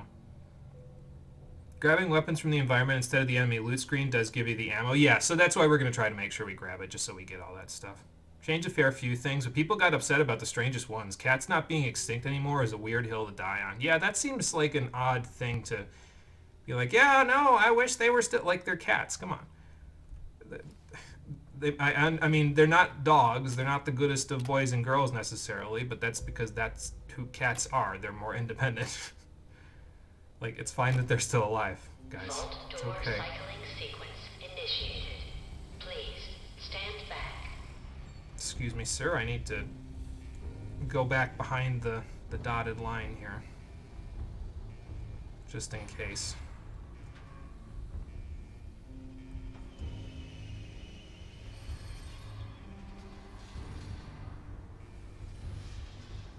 I'm going to have to listen to the game audio as well here because the title screen game audio is louder, but the actual music from the game might not be loud enough, so we'll have to see.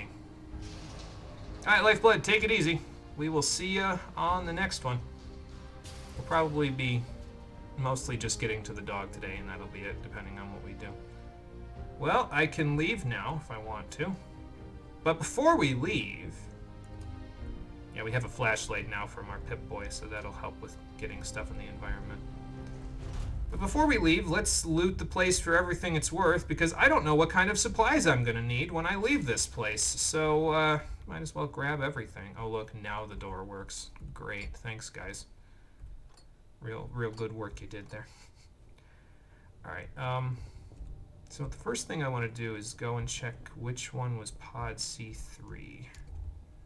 While I grab every coffee cup and clipboard in sight. I don't think I need all of the supplies necessarily, but I don't know which ones I don't need. So since I'm not sure which ones I don't need, I might as well grab all of them because we won't become over encumbered by them. So, is C3 in our section, our neck of the woods? Let's see. Should be in pod occupant status. Mr. Callahan had... Didn't it say she? Did two different people write these things? Or am I in the wrong pod section and there's just a C3 over there too? Hang on. I want to go see. I'm playing this game more thoroughly than I usually do because that's what I usually do for the stream. I usually play the games a little more thoroughly, so I pay attention to a few more details, I guess. Maybe they were referring to pod B3, Mrs. Whitfield. I don't know. Anyway, let's go grab all the other supplies before we leave. I just have to remember to stick the pre-war money in a separate container because pre-war money is worth a decent chunk of cash in this game. It's actually a pretty solid way to make a little bit of extra money on the side, honestly. So, I usually use it as like loot to sell rather than junk to use for the other thing that you use junk for in this game, which we'll talk about in a little while.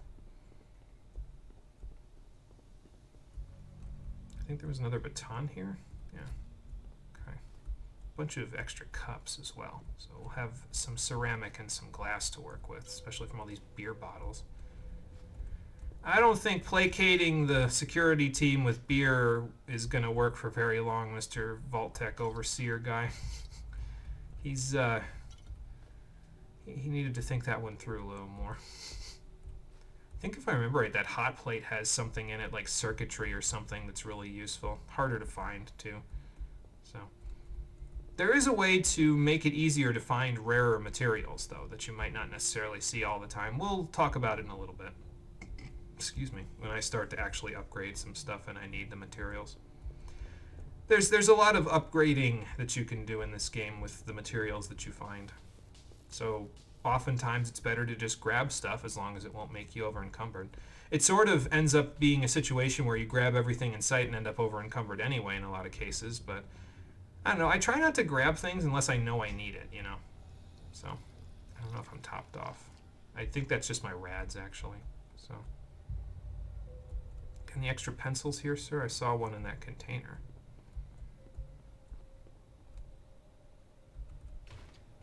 By the way, if you check the cryolator case, even though you can't currently unlock it, your character will say something like, "Nice, I'm coming back for you."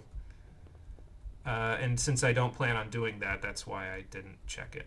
So, there you go. That preserved cigarette pack will actually be useful, though. It's got some, I think it's got asbestos in it, if I remember correctly. And asbestos is going to be one of our best friends later on in the playthrough. For some very specific reasons. Where'd the roaches go? Oh, God, they really are cockroaches. Get me the hell out of here. They survived the gunshots, and they slinked into the background. I'm about to detonate the inside of this place before I go. I think that's everything. I don't think I missed anything. Now, actually, what happened to the cockroaches is they disappear because you left the section of the map where they're on. It's for loading purposes. It's to make it so that there isn't like too much crap on inside of the thing, so that the game doesn't chug on frames. So I'm just messing, basically. Anyway, time to leave. I think I'm gonna make a save here. Honestly, I usually make a save right before I exit the vault. So.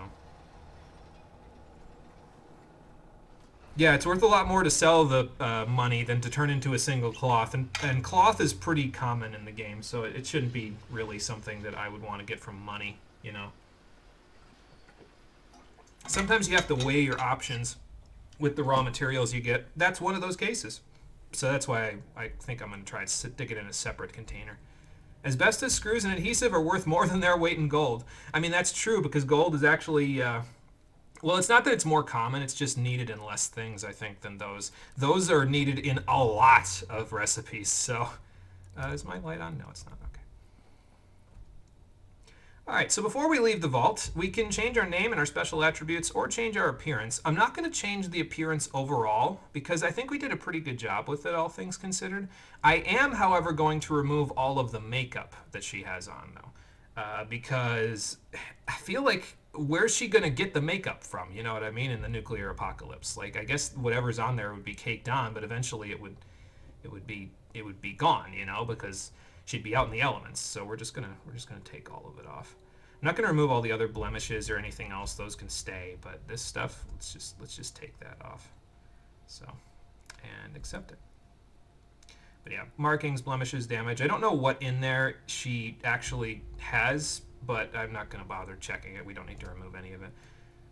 And, yeah. I think she looks okay. I might actually make some slight changes. I think the cheekbones might be a little too wide looking at the profile of her. Yeah. So let's make some slight adjustments. Cheeks, sculpt them a little smaller.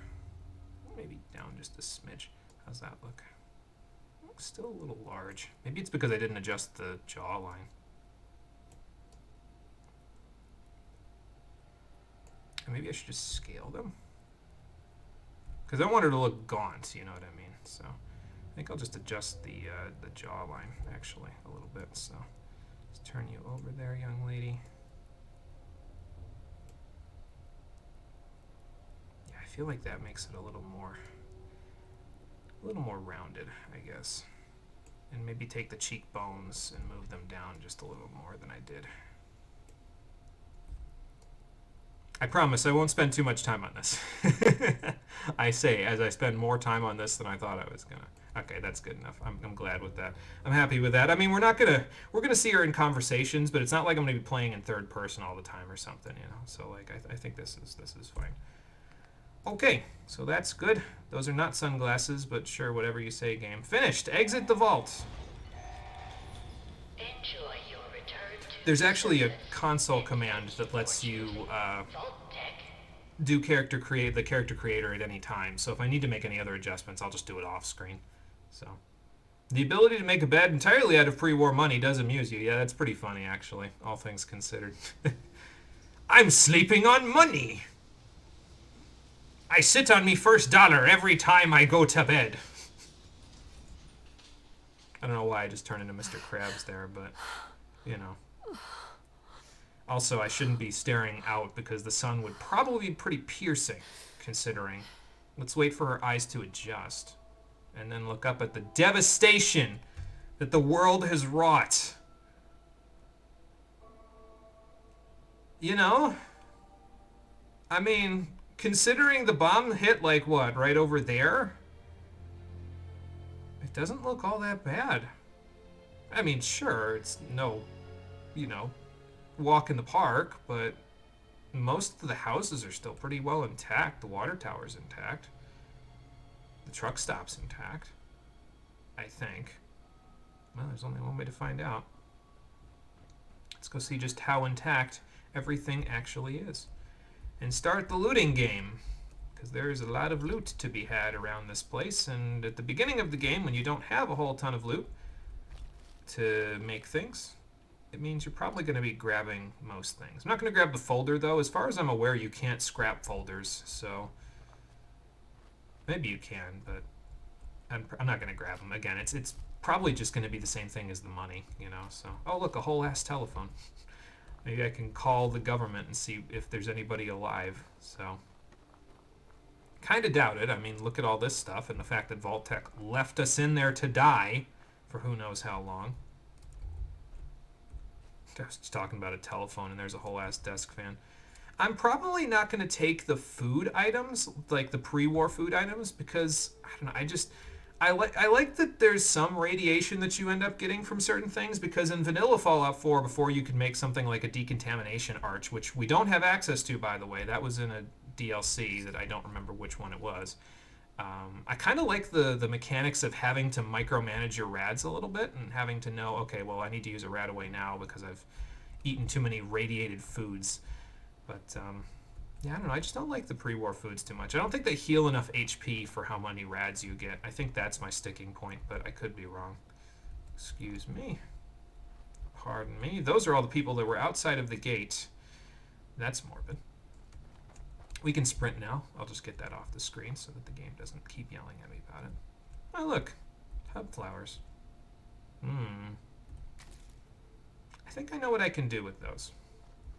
We'll talk about that later, but I think I know what I can do with those.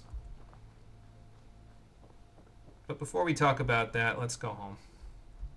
Or, you know, to what's left of it. Sanctuary. Well, they were packing for the coast. They even packed buff out for the coast. Great. I mean, that'll just turn into cloth, but I guess I'll take the dress. Sure, why not? It's not like I'm gonna wear it. Oh. Well, would you look at that? A silver locket. No. The one that I'm actually looking at is, well, Codsworth lived. I think that's a good thing. Let's see if he lived without too many problems. Oh, it's really you. Sounds like it. Looting Sanctuary can take upwards of an hour if you're thorough. That is true, yes.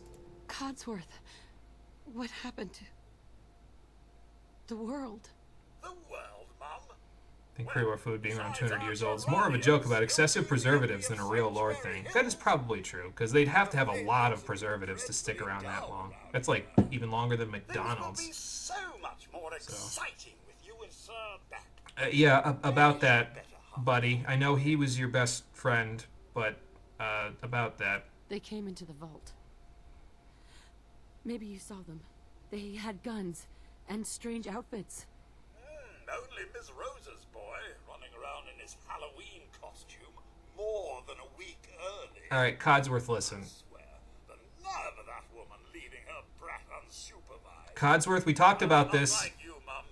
You're the perfect mother. We talked about this, buddy. Miss Rose's son lost his father. That's why he's acting out. He needs to figure things out in the world himself. I thought I told you not to be a jackass about it. They killed him. Since I have to be on point about it. Things you're saying, these terrible things. I believe you need a distraction. Yes, a distraction to calm this dire mood. Codsworth, it's not a mood. We've had a proper family activity. Checkers, or perhaps charades. Oh, Sean does so love that game. Is the lad with you? No, that's what I've been trying to tell you, Codsworth. He's not with me. Codsworth, listen to me carefully. Have you seen him? Have you seen Sean? Why, Sir had him last, remember? Perhaps he's gone to the Parker residence to arrange a play date. I don't think so, unless, well, if the Parkers are dead, maybe. I don't know how the afterlife works. Sean's been kidnapped. I'm gonna find him. I'm gonna get my baby back. It's worse than I thought. You're suffering from hunger-induced paranoia. Not eating properly for 200 years will do that, I'm afraid. Speaking of the pre-war food being 200 years old, it's been 200 years since the bombs dropped. 200 years? Okay, well. Are you sure? A bit over 210, actually, Mum. That is a significant jump forward in time, yes. And some minor dings to the old chronometer. Not a significant spoiler, though, so I wouldn't worry too much about it. Late for dinner. Like all the other games took place in the 2200s, so. You must be famished. Okay, Codsworth, seriously, man, this has got to be an act, right? Like, I know you're a VI, but, like, this is an act, right? Codsworth, you're acting a little weird. What's wrong? Mum, it's been just horrible. 2 centuries with no one to talk to, no one to serve. I can imagine. I spent the first 10 years trying to keep the floors waxed, but nothing gets out nuclear fallout from vinyl wood. Nothing. So you know what would make this even better? Is if they put the attention detail in where his little eye slit things, like, got bigger or smaller when he was waxing and getting hyperbolic. That would be great, but, I mean, it's fine what we got. It's just, I feel like that would have been more fun. Anyway. Stay with me, pal. Focus. I'm afraid I don't know anything, Mum. The bombs came and all of you left in such a hurry. I thought for certain you and your family were dead. Well, you were 2/3 I right. did find this holotape. I believed Sir was going to present it to you as a surprise. But then, well, everything happened. Okay. Hi, honey. Well, it is something, but let's be respectful. Thank you, Codsworth. You're welcome.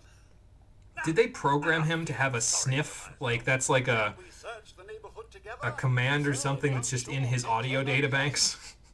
Did they think that was important enough to stick it? I guess so. Anyway, you know this place better than I do now, Codsworth. Have you seen anything dangerous? Oh, just the usual, Mum.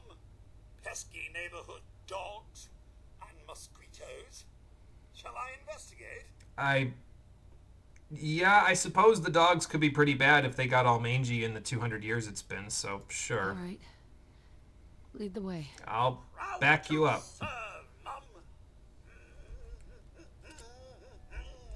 Must be Miss Rose's kid's trike, or maybe one of the other kids. I think Miss Rose's boy was too big for trike. What the hell? Codsworth, you didn't mention that the flies and mosquitoes were going to be that big. Jesus Christ, man. What have they been eating? I was just getting... Apparently decided we were too much trouble. Or died. That could be too. Yeah, but a few flies. A few flies? Yeah, they're a little bigger than a few flies. This one had a flip lighter. Follow me. Codsworth, did you hear me? That one was a chain smoke. Wait, hang on, stop. How did the fly become a chain smoker? I need answers, damn it. What's all this then? Never gonna get them. Peekaboo. Oh, there goes another one. See if we can use a little bats. Okay, well, not against that one. Maybe against these ones. Hello there. General Kenobi. Blech. I know, I've got 8 strength and I'm still using the damn gun instead of using my strength, but... I mean, would you want to walk up on something like that? Family isn't here either. They're really gone, aren't they? Well, yes, you're right about Nate, but... Sean's out there, Codsworth. I need to find him. What about Concord, Mum? Plenty of people there. And last I checked, they only pummeled me with sticks a few times before I had to run back home. And that would be the few dings to the old chronometer? I mean, I guess I could check it out. Thanks for your help, Codsworth. Good luck, Mum. You'll find young Sean. I know you will. I mean, I'm not going to stop until I do. You're the home front. Ugh, bloatfly meat. I guess I'll take it. Now, if only I could get another one so I can, you know, actually have enough to make something of them. Anything on the radio?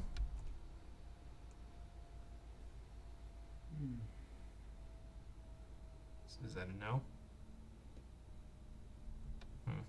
Nothing on the radio that I can hear. Must be on one of those songs that I said I have muted because of the copyright stuff. So, where's that other fly anyway?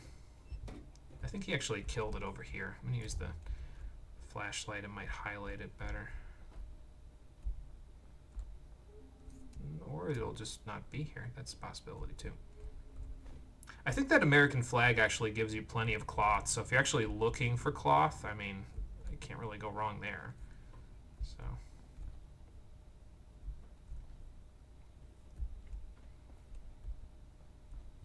But with that being said, I think this house is mostly done, although I do remember there being, yeah, a safe down here underneath the baby bed here. I don't know whose baby it was, but somebody else had a baby in the neighborhood. Maybe we gave them ideas.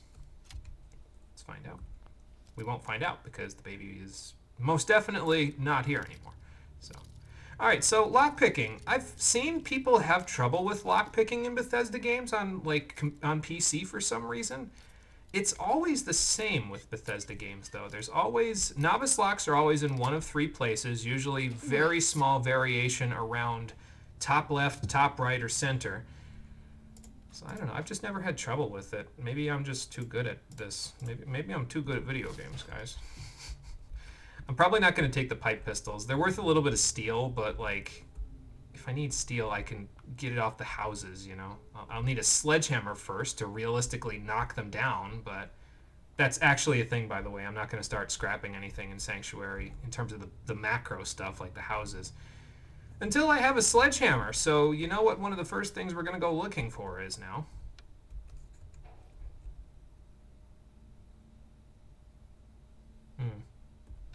Still nothing on the radio. All right, well. At some point, I'm sure, unless there's no radio stations whatsoever, which I know is not true, I've tested this mod, we'll hear something on the radio station. You miss Oblivion lockpicking, to be honest? I never got to experience Oblivion lockpicking, but it looked cool. Like, you kind of just tap the lock, like the tumbler up, and then if you do it the correct sequence, it works out for you. Yeah, I never got to experience that, but it looked cool from what I've seen. So this one's probably pretty close to the top. Is it over here? Yeah. It was fun? Okay, yeah. I figured. A blood pack. I'm probably just going to sell that, honestly. That doesn't sound... The stim pack sounds much nicer. Blood pack, well, I could probably use it for something. Look, another dress I can scrap. Yeah, we're basically just going to go do the usual Fallout 4 thing right now. We're going to go from house to house, taking everything that isn't nailed down, and then eventually we'll be good to go. I think this is the last house on this section. Like, the cul-de-sac doesn't have anything, if I remember correctly, so other than the one that we already looted. So, ooh, cigar box. That's worth a lot of asbestos. I think the extinguisher might also have a little in it.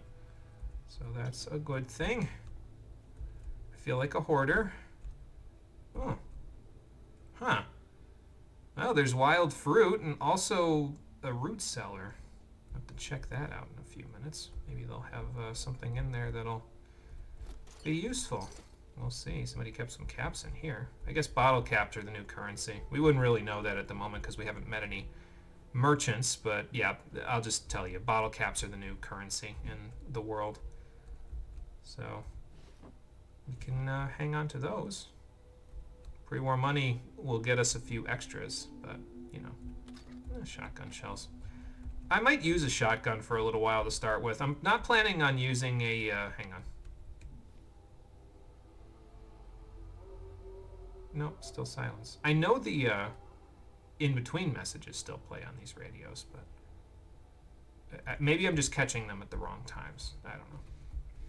What was I saying?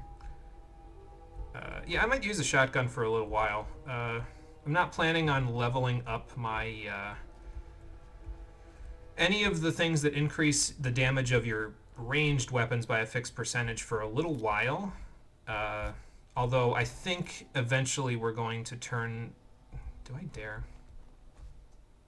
I guess I dare. I mean, can't be too careful, but can't be too desperate when it comes to items, right? Especially if they're going to be in a duffel bag on the roof. Thank you. But yeah, I think eventually we're going to shift over to having kind of a hybrid build of like melee weapons and pistols.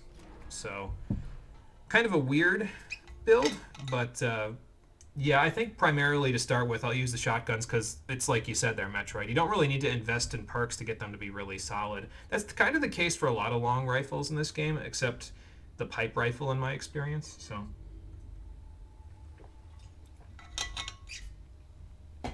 Now, even though I said I won't really be eating a lot of pre-war food, I will be taking the fruits and vegetables, and I'll be trying to eat like actual, well, not actual food, but I'll be trying to eat food like maybe once per day. Maybe I'll eventually shift into twice per day at some point, but I'm gonna try to eat food in such a way that like it seems somewhat realistic to what a person would actually need to consume. I don't have a needs mod installed or anything to force me to do that, but I'm going to try to eat just a little bit just to kind of make it seem more realistic, I guess. So there you go. No thank you, no Salisbury steak. I'll take the cans though. More rat away. A shovel. I might need this, depending on what I have to bury. Let's see. Looks like, who was at this house anyway? I forget the name of the guy. But looks like he was getting ready for the apocalypse in his own way. Ugh, Gwyneth Stout? Seriously, dude? I mean, if that's your vice, then whatever, but you could do better than Gwyneth Stout. Ugh. Yeah, you could do better than Gwyneth Stout because you just have gold bars sitting on the ground in here. There you go. Now you're thinking. Still gonna check the radio in a sec, I think. Lock's really strong. Yeah, I'm not gonna be able to pick that one. You're listening to, There we go. Diamond City Radio. Diamond City. If you're listening at all. Out of my way, Instamash. Is next with a song that, well, frankly, it sounds very irresponsible for several reasons. Well, there's a place out there called Diamond City, I suppose.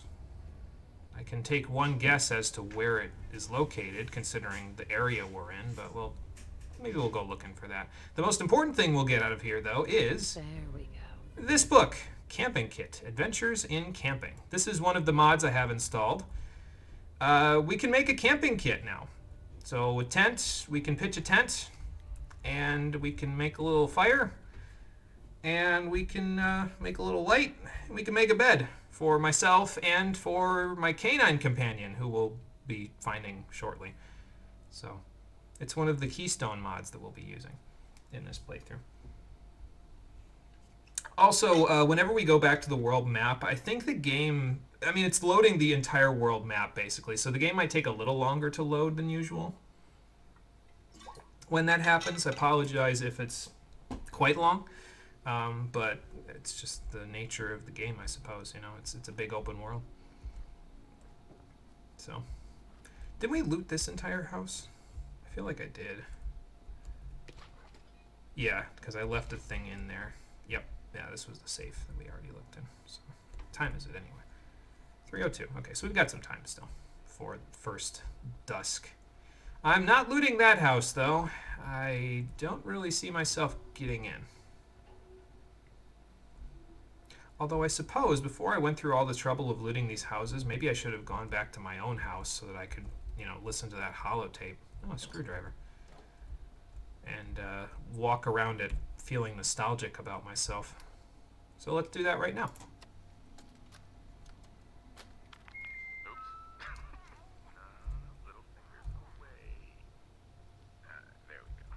Maybe I'll do it in first person.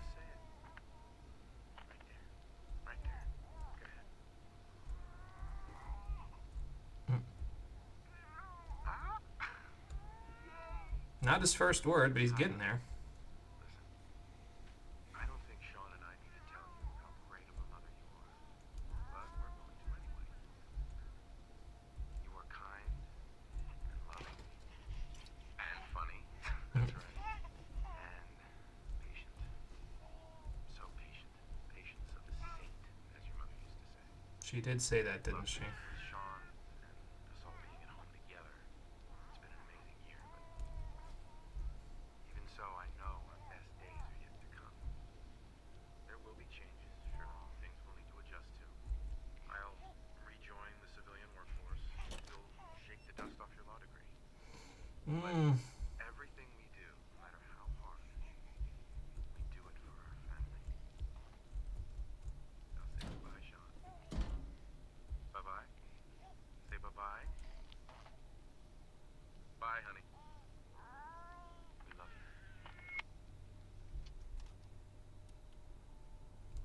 you. I'm coming, sweetheart. Heartfelt message, really is. They did a decent job of the voice acting with that one. A little weird, though, with the whole you'll shake the dust off your law degree thing, because as I said in the opening to this, martial law was in effect in the Fallout universe when the bombs dropped, so her law degree wouldn't really mean jack shit. She wouldn't be able to get a domestic law job in a world like that, because domestic law would be out of effect. Martial law would be in place, so I don't know what he thinks we're going to do with it, but I feel like any job that we would have gotten would have been the same as the construction job that she had that I used as an excuse to make her kind of jacked. Anyway, the Your Special book we were going to read to Sean, or we did read to Sean. Well, in order to survive in a world like this, we're going to need to be strong. So let's add to our already high strength with the Your Special book. And that'll take us up to, what's that going to be, 9 strength? 9 strength. So we have 9 strength. We got +1 with our eyeglasses for our perception at the moment, so that's probably decently helpful. But I wanted to have 9 strength specifically for one of the perks that you can take to make melee weapons a little good.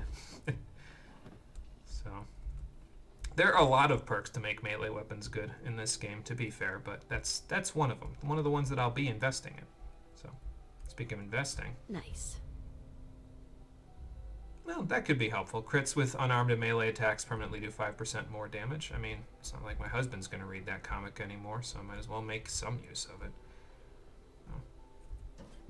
Yeah, the voice acting is, in fact, a fair step up from 3. Yes, I mean, nothing against Liam Neeson and all those guys, but the voice directing and the voice acting in this one, they did a pretty good job of it, I think. So, oh, okay, before I forget, hold on. Let me do that, first of all. I'm going to use this toolbox as kind of like a little repository for myself, I think. So, let's see here. Is there anything in here that I might want to... Well, basically, let's use it as like a junk pile, basically. This is the stuff I'm going to sell, you know what I mean? And then I'll use one... I think there's another place in this garage that's sort of like another container that I can use as this is the stuff I'm going to keep, you know. So what would I sell? I'll probably sell the blood pack. I'm not going to use the buff out. Definitely keeping the hub flowers though. I'll get rid of some of the Nuka-Cola. I want to keep one for a little side quest, but yeah, definitely sell the rest. Except the Quantum. Keep the Nuka-Cola Quantum. That shit is really good. Really good. So, let's see, what else would I not need? I mean, I could sell the Grognacks now that I don't need them, but I guess I can make a little thing that, like a little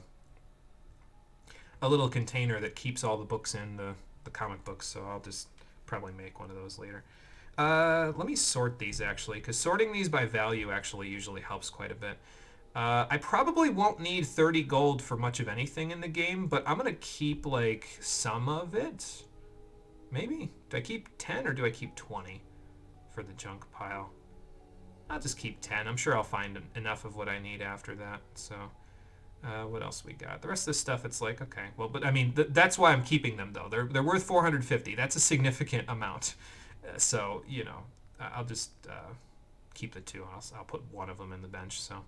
Honestly, anytime Nick Valentine's talking, you enjoy yourself. Yeah, and that's fair, because at this point, Nick's voice actor, I think it's Steven Russell, he's pretty prolific in the industry. He's done a lot of work, especially for Bethesda, and he's had quite a long time to perfect his voice acting game, so...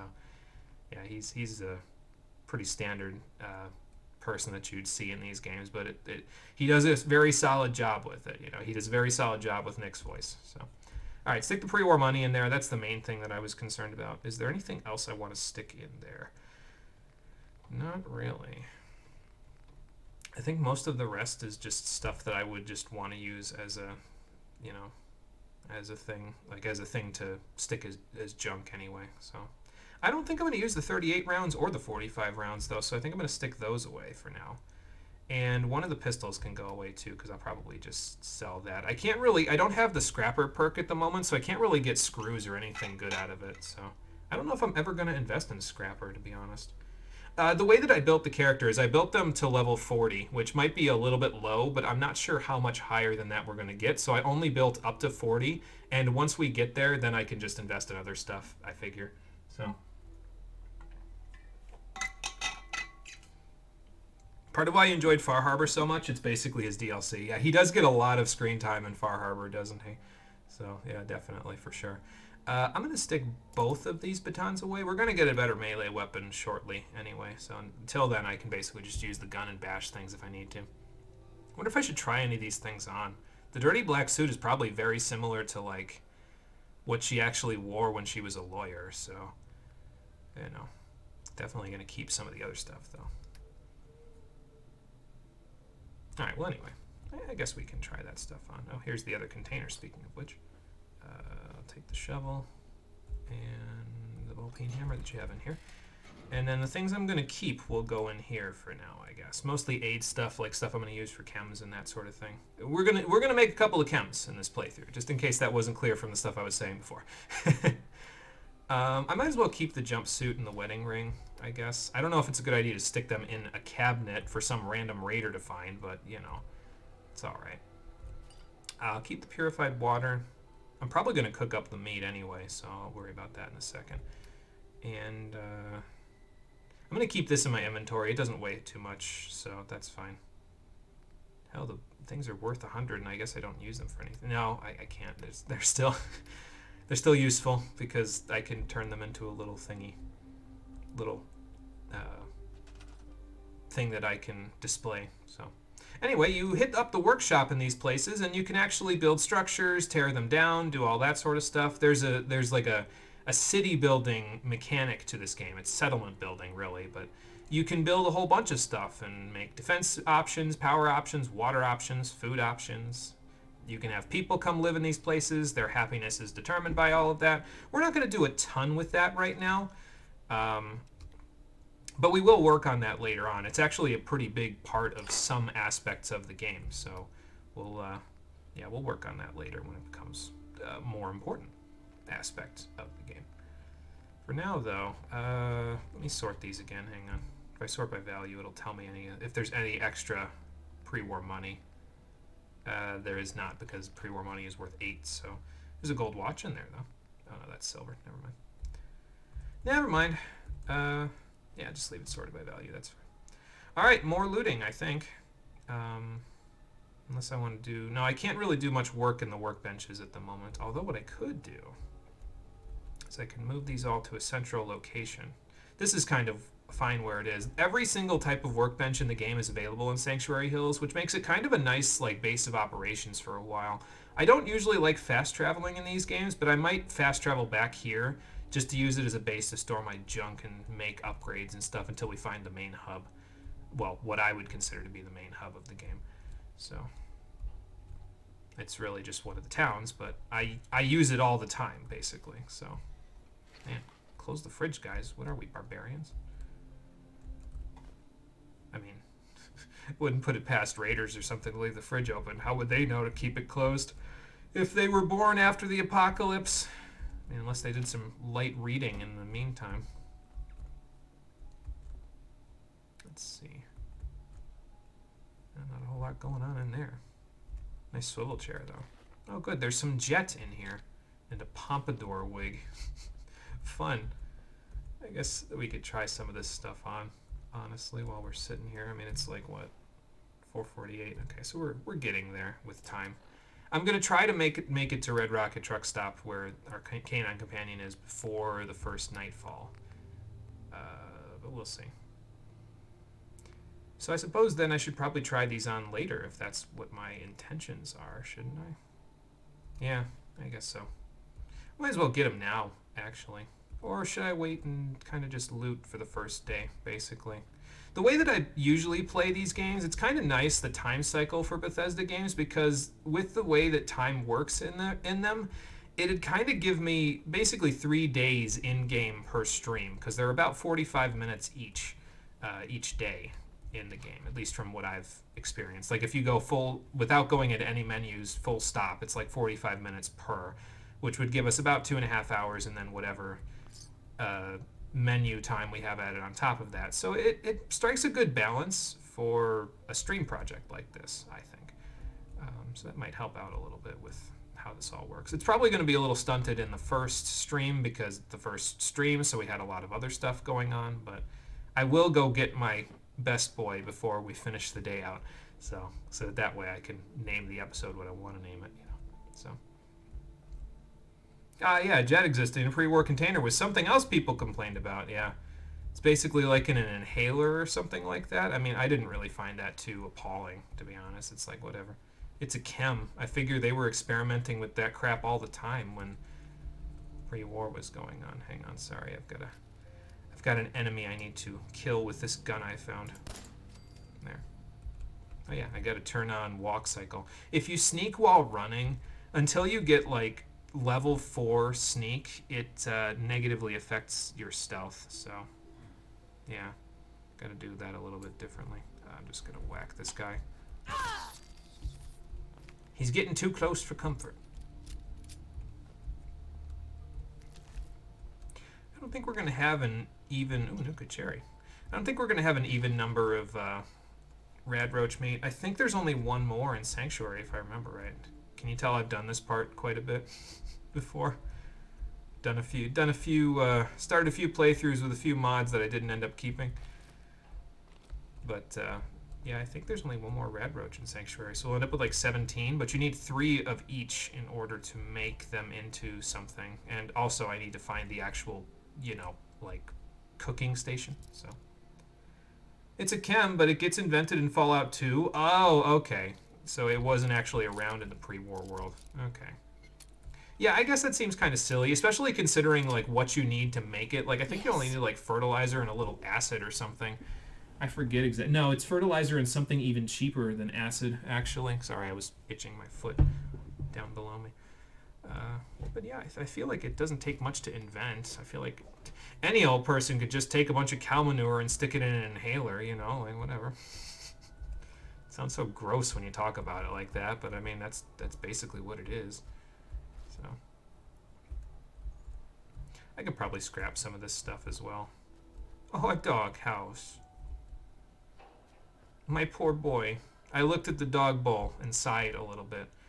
I have a plan for the little backstory about the dog that went missing in canon in this game, but yeah, we'll talk about it later. Old Man Hawthorne's place. Let's see what he got up to. Are there any roaches in this house? I don't think so. I remember there being you having a total of 17 meat once you were done, so I don't think there's another one in here. Unless I'm hallucinating, and then he'll jump scare me in a second. Which is possible, and would probably be kind of funny, actually. If I had to venture a guess. But yeah, we'll worry about scrapping all this stuff later, if I need it for something, you know. Well, he had another gun. Good lord, Old Man Hawthorne, what were you planning on using that on?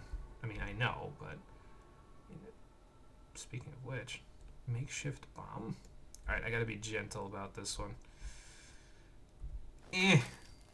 How did I know how to do that? Oh, right, because Old Man Hawthorne taught me. I'm going to say that Charlotte had not a relationship with Old Man Hawthorne, but he was not a friend either, but at the very least they knew each other outside of just being neighbors, you know what I mean? So, yeah, it's literally Brahmin shitting an inhaler. That's kind of the joke about it. Yeah, anyone could invent that. Yeah, I mean, even in the pre-war when Brahmin weren't really around, it's like, yeah, I mean, you know, they're mutated cows, but you could just stick cow manure. It's just a cow patty in an inhaler. Like, come on. So, all right, I'm hacking. The hacking minigame. You have to find the correct password. If you don't find the correct password, it will tell you how many of the letters match the letters of the correct password. So, just kind of wander around and pick out a word. This one is nothing like that. We have a total of 4 attempts. Now, if you need more attempts, you can look around, and if you see anything in brackets like this, you can actually click on that, and it will remove one of the duds or reset the number of tries that you have. It has to be the same brackets, though. So, like, you can't have a bracket and then a parentheses. It has to be 2 brackets closing stuff in. So, like this. Not that. Error. Hang on. There we go. Just have to click on the right one. I'm just glad that didn't cost me an attempt. All right, so, but we know from the word easy that it isn't a word that ends with Y. So, so it wouldn't be busy. Do I go looking for more dud removers? I guess I could. Why not? I don't usually do a ton of hacking in this game, to be honest, though. It's just kind of one of those things that I stray away from it sometimes, you know. Oh, I got my tries reset. That's nice. Alright, so we know it's not easy. Let's try cool. Okay, that's also not like any of the things. So we need something that's not easy and not cool. Wouldn't be ward, because the A would be giving us something there. It wouldn't be loss. Here? Got it. Yeah. You got to do a little bit of finagling there to figure it out, but it's not usually too hard at first. Once you start getting up into the higher end hacking things, then it gets a little tougher. We're in the business of happiness. Well, let's just read through. Oh wow, he had quite a few customers considering. Miss Rosa, really? Well, actually no, that one might be interesting. Still trying to get her some buff out. Didn't expect the rationing to affect this, but it is what it is. She wanted buff out, huh? In this universe, Miss Rosa is actually the reason why Charlotte ended up taking that job at the construction site that's nearby, because she joked with her about it at one point once she lost her job as a domestic lawyer, and then Charlotte said, you know what, you're literally right, and then she went and got it, and she started working out and everything else. Apparently there were a ton of clients, though, all over the place. Anybody I would know, specifically in Concord? Well, nope. The people that ran the Red Rocket aren't on that list, but he had quite a few people. I guess we can't unlock the safe from there, though, so I'll just do it with the 20 bobby pins that I have already. That's a lot of bobby pins. I usually don't have that many at this point. I'll take it, though. And I'll take the pre-war money. That's also nice. But yeah, in case it wasn't clear, Old Man Hawthorne was the resident drug dealer of Sanctuary Hills. A lot of people didn't know about that, even though we lived in a gated community, according to the game, before the bombs dropped. And I would think that in a gated community, all of that shit would get, like, aired out like dirty laundry, basically. Especially since he has a chem station behind his house that you can look at any time. But I guess it didn't get aired out quite as much. I am, however, going to move this to a more centralized location, like over by my house. So we'll go do that now before we go check the other. I think there's 2 more houses to check. One of the other ones has the actual cooking station as well, so we'll move that once we get there.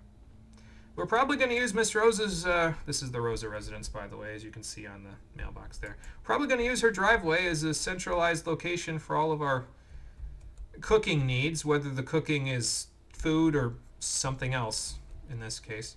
I don't want to put this distillery underneath the awning of the garage, though. I feel like that'd be a bad idea, so. Oh, excuse me. So I think we'll just stick it out there. Maybe I'll scrap these tires as well. 30 rubber from that. Jesus. I mean, it's a lot of tires, to be fair, so. And looking at where the armor station is, maybe I'll move this over a little bit, like where the tires were. I think this is the front side of it, but I could be wrong. I guess there's only one way to find out. No, that's the back side of it. Actually, that's kind of okay. I kind of like that it's outside of the garage awning, but still, like, we're still in it when we want to do that stuff, so that's cool. Also, the camping book that I got, the camping gear is in the chem station. I know that's a little weird, but this is the only station in the game besides the cooking station where you can make selections. The weapons and armor workbench basically just lets you do tempering stuff, like from how it is in Skyrim. So when we make a tent and everything else, we'll be making it from the camping gear section here, so we'll worry about that in a little while. I don't think I have enough leather for that at the moment, though, so we'll work on that later. Is there any more safes? I don't think so. But I do have some pre-war money to put away, so let's put that away. There's a plane flying overhead. Not in-game, in real life. The cooking station's down by the bridge, if you remember correctly. Yeah, I think you're right, yeah. So, and thinking about it, maybe I should move the dog houses a little bit, because I know there's more than one. I think there's this one, and then there's like one more over there and one over there, if I remember correctly. So maybe I should move these so that when we get our canine companion, he doesn't just kind of wander off to some random doghouse so I can't find him, you know. So let's scrap that one. Scrap the other ones and just move one of them to a central location, you know. Not that he's really going to need to stay in the doghouse. I have another place for him to sleep that's probably going to be a little bit more comfortable, but, you know, we'll get there. Yeah, not really looking into that house too much. Looking into this house, though. Yeah, here's the cooking station. As well as our final rad roach. I'll take it. It's pretty gross, but I'll take it. The main reason why you want to cook the rad roach into, well, a rad roach roast, basically, is that it is a food item in the game that's different from the normal food items. The normal food items have, well, rads attached to them. The cooked food that you make eliminates the radiation for whatever reason. So you don't have to worry about the rad roach. I mean, it's like 11 rads normally if you just ingest a rad roach meat. But if you cook it, it eliminates all the radiation. I don't know how if that's how it would work in real life, but whatever. It's a game mechanic. I'm willing to accept it. It's fine. I'm gonna stick the doghouse like right here, I think. It might be floating slightly. It's kind of hard to tell in this space, but actually I could probably turn it a little bit. No, it's not really working. I'm gonna have to turn it like this. There. So there we go. One more thing to grab. It's getting dark, so let's loot the house first before I go grab the cooking station and move it to a central location. And then we'll go from there. Kind of love that the de facto mod item creation station is the chem station. Everyone uses it for good reason, but it's funny. Yeah, it's silly to think about. It's like, oh, every single item that you invent for mods and stuff is just in the chem station. It's just kind of silly to think about. I could activate the television. Yeah, I probably could if we had any power in this civilization, but we don't, so. I think it just says please stand by, though, if you activate TVs when you have power, so. General fallout logic is that cooked food has less rads, which is purely balancing gameplay mechanic, because that would not work. No. I don't know how you would eliminate radiation from food, but I don't think it's like that. You probably could not do that with just an open fire. So, but yeah, it's a gameplay mechanic thing. Like, I'm not gonna shoot that down. Like, that seems silly, you know. Like, there's probably more important things that I can focus on if I need to shoot anything down, you know. Oh, look, more money. And a fishing pole. Good for him. All right, last thing. I took the meat, right? Yeah. Okay. I think if I remember right, another silly thing. If we go to the edge of the area here and we look in the mailbox, yeah, there's just a bunch of frag grenades inside the mailbox for whatever reason. So that's funny. You know, maybe we'll try exploring a little bit just for the hell of it. I know it's getting dark, but let's just go take a look around for a couple of seconds before we get too far here. Ugh. Well, the water's a little gross looking, but oh. Never mind, maybe we won't be going anywhere because the first sight outside of the gated community is a dead dog, a tire iron, and a dead raider. I hope you guys don't mind if I help myself, but ugh, not the best first. I'm gonna take his outfit. Sorry for leaving you naked, man, but that looks like it has more defense than my skin-tight, ass-boosting suit. Maybe I'll try to stick it in the water or something to launder it first. Also, here's his stash. Short pipe rifle. Not really interested in that, but the rest of the stuff, sure, I'll take it. Alright, now, can I launder this stuff without it floating away and me losing it forever? That's a good question. Only one way to find out. I think by the time radiation would leave food, it would have become inedible for other reasons. So if food gets irradiated, yeah, you're probably just fucked. That's probably true, honestly, because, yeah, like the half-life of radioactive stuff is far longer than the half-life of, well, actual food. So, you know, I'm going to quick save before I do this because this seems silly of me to do anyway. But, well, it auto-saved, so I guess that's close, but... Okay, so inventory, drifter outfit... Drop it in the water. Now don't float away. There. Okay. Incidentally, since it's telling me to drink water, how bad is this water? Yeah. Yeah, that's, it feels like someone ground up a pencil in it. Yep. Okay. I'll have to drink that as a last resort. It'll probably happen pretty often, but I'll have to drink that as a last resort. Alright, we laundered the drifter outfit. I'm sure by morning I'll be able to put it on because it'll be dry by then. I know, I'm doing stupid shit now. Like, I'm doing stuff that's like, oh, well, you don't need to do that. Just put it on. It's a gameplay mechanic. I know, but some things I like to just do because it seems like it would be pertinent. I mean, obviously, if we're looking for realism, we're not going to get it here. I am transporting a fire while it is still on fire from a spot to another spot. Like, that... It's not that I'm doing it for realism, it's just that certain things, yeah, there's some light role-playing that I like to do in certain games, and that's one of them. Yeah, role-playing in a role-playing game? Unforgivable. There you go. But yeah, there's certain little things I like to do in games that just makes it easier, so. I didn't see that wrench, I'll store it in the workshop, why not? I kind of like the crate, though. It's nice, it's like aesthetically nice against the weapons workbench there. I think I got more money, so we're going to stick that away, and then I guess we're going to try on a few outfits even though it's nighttime, and then after that we'll go use the little root cellar, the little bunker that I still forget what his name. I think it was Jahani. I think that was the person that had the cellar. Maybe Old Man Hawthorne's terminal talked about it. I don't know. Yeah, tasty, tasty lead water. I love that. I will probably still use that for healing, even though it tastes like, well, that. But, you know. That tire iron might be decent damage, though. 22 damage ain't nothing to scoff at. It's almost as much as my... Well, it's more than my gun, but... It's not the best at the moment. But we'll get something that's a lot better in a little while. So, what am I trying to do? Store junk here. There we go.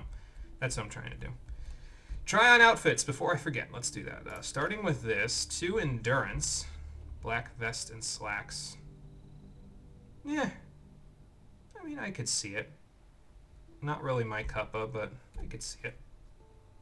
We have clean and dirty suits. I think I'd rather have the clean one. Oop, that's not what I want to do. There we go. Although the clean one, well, no, I mean, it's tan. I'm not really a big fan of tan suits, to be honest. I just feel like they don't look good on me specifically, so I suppose that's not really something I should be worried about because this is not me, but it's clean, at least. So I guess that would probably be the one we'll keep. Dirty suits. Drifter outfit, we'll put that on later. Not really a big fan of the dresses. Pompadour wig. I can wear that with glasses. Oh, fun. Now I look like I have Mandark brain. No, thank you. We'll put the jumpsuit back on for now. Just until morning, and then we'll put the Drifter outfit on, I think. So there you go. Tan suit is very plain and boring, so perfect for a lawyer. That is true, yeah. I just feel like if I'm gonna be a lawyer, I gotta look good doing it, you know. All right, so let's take the other clothes to the workbench, and I'm probably gonna scrap them unless they're worth a decent amount, which, I mean, the Drifter outfit is, but yeah, the dresses, not really worth all that much. The hat and stuff, eh. And a Ushanka hat is basically, it's like a muffler hat that you see on a motorcyclist. So I'm not really a big fan of it. I do have an outfit in mind that I'd like to wear, but I'm probably going to have to find it because it's not like something we can find early on, so we'll get there. They have stats and stuff associated with them, like I get extra intelligence with the Ushanka hat, but I'm not worried about it. I'll just scrap them. I can do R and then E to do that, right? Yeah, I can. I guess you can change your Pipboy's mods if you have something from, I think it's from the Creation Club or something that you can get on there. I've never done it, so I don't really know. So there you go. Just don't scrap the Pipboy. That would not be good. Can you beat Fallout 4 without the Pipboy? Probably, but it'd probably be pretty tough. So, yeah, we'll get rid of that too. I'll keep the clean tan outfit. It might come in handy before I can use other, more underhanded methods to increase my charisma, if you know what I mean by me saying that and rubbing my hands together. Alright, so that's done. Let's see. I think I might have another pistol. Yeah, I grabbed another pistol from Old Man Hawthorne's house. I think I'm just going to sell that one, though. I don't think that's worth scrapping, considering it's only worth steel when you scrap it. I'll just stick it in here to sell. So I'll keep the tire iron for now, though. That might come in handy. Explosives, I'll probably keep those for now, too. I don't know how much we'll be using them, but I'll hold on to them until later. Blood pack, jet, Med-X. There are very specific chems that I'd like to use, but those are not one of them. So really, it's only one chem, to be honest. But we'll get there. Got some cloth from the stuff I just did. Here's more 38 rounds. All right, that's fine. I should probably stick the tire iron on my quick select, though, while I'm thinking about it. So, 4. Yeah, there we go. Put my guns on 1, 2, and 3, I think.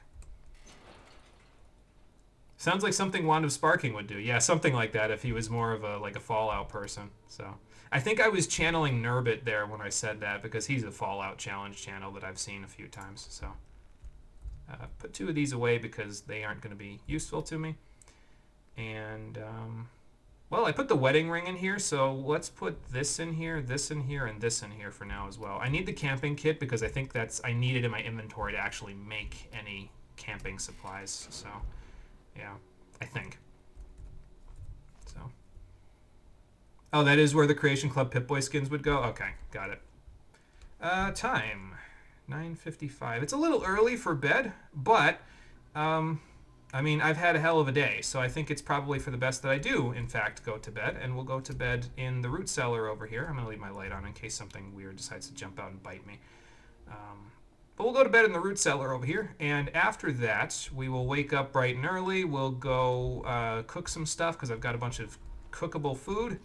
We'll have some breakfast, and then we will go and meet our canine companion. The goodest boy to walk this earth. I think. Get this burnt trade magazine off my damn dirty, disgusting, cancer-infused mattress. Yeah, 6:08 a.m. is probably fine. It's a little early for me in real life, but, you know, if she had to be to the office at 8 o'clock, she might have already gotten up at 6 o'clock, you know. Okay, stretch break. I went to bed in-game. Stretch break time. Nurbit's an insane person. Love him. Yeah, the content of his that I've seen has been pretty good. I haven't been able to see any of the Fallout 4 stuff all the way through because, well, I haven't played the entire game. I didn't want to spoil it for myself, but I've played... I use the term all loosely, but I've played all of Fallout 3, so I can watch those videos.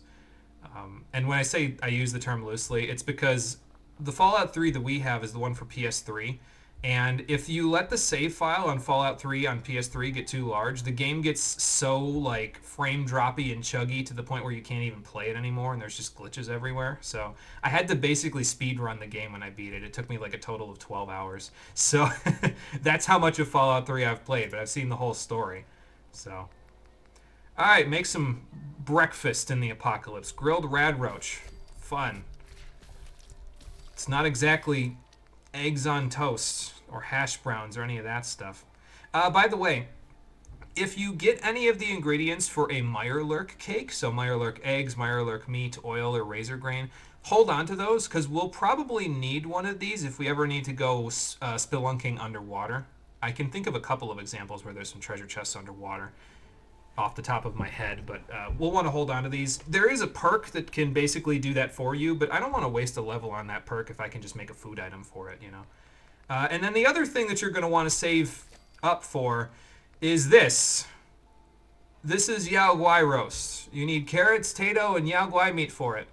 I'm going to try not to abuse this. It says it gives you plus 10 melee damage for 1 hour. It does not just give you plus 10 melee damage for 1 hour. If I use it, I don't know if I will, but if I ever use it, I will tell you what it actually does. It's broken as fuck, though. So there you go. I'll try not to use it. Most people would consider it a glitch or an exploit, basically, because it doesn't do what it says it does. It does a lot more than it says it does. So I'll try not to abuse it, but if I really, really need something dead, I will probably try it out, because why not? Alright, let's have some breakfast. And put on our drifter outfit. Well, I just made mutt chops, so take that. Should I drink this purified water now, or should I just go drink the lead water in the river? I mean, I'm going to have mute fruit anyway, and it gives me 2 rads, so I might as well just drink the lead water for now. Purified water in the beginning is a little hard to come by unless you are like a big-on scientist and you can make a water purifier. I don't have that luxury at the moment, and I don't know if I ever will, so we'll just hold on to it. We'll find plenty of it later on, but I'm going to try to ration it a little bit. So there's going to be like minor self-imposed survival elements and light role-playing in this game, so hopefully everybody's okay with that. I don't feel like it's that big of a stretch, but you know, so... Yeah, Bethesda games on PS3 are a mess, and Skyrim does fall apart in hours on that system, absolutely. And that was how I experienced Skyrim for the first time, was on PS3, so that was an experience, that's for sure. Yeah, the system architecture on the PS3 just doesn't play well with Bethesda games, so... Don't know what kind of bug must have happened to turn plus 10 into the monstrosity that it really is, but that is one hell of a typo. Oh my god, absolutely. It's nuts. You know, I guess I can actually talk about what it is.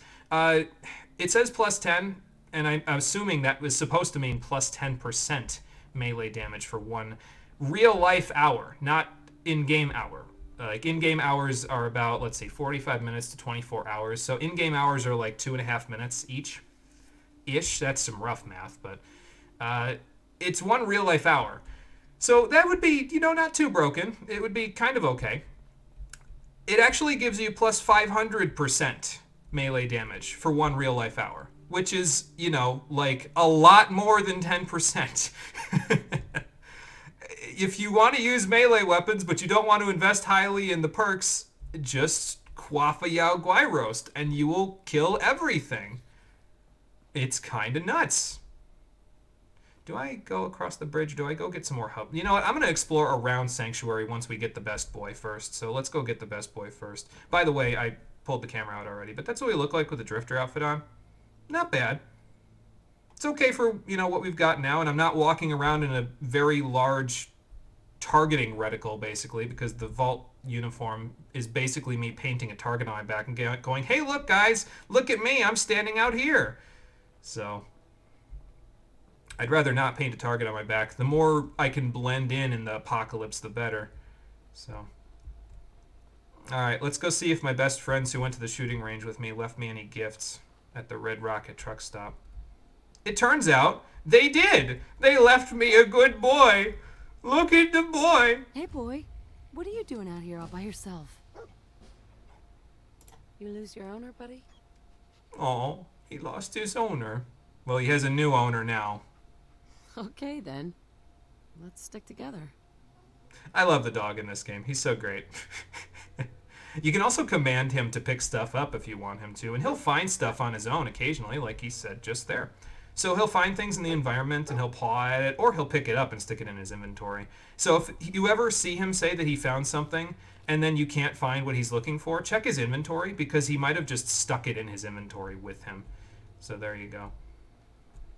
But he's fun. I like him. Since I'm here, before anything goes to hell here, let me, because something is about to go to hell here at Red Rocket Truck Stop, let me talk about Dogmeat a little bit.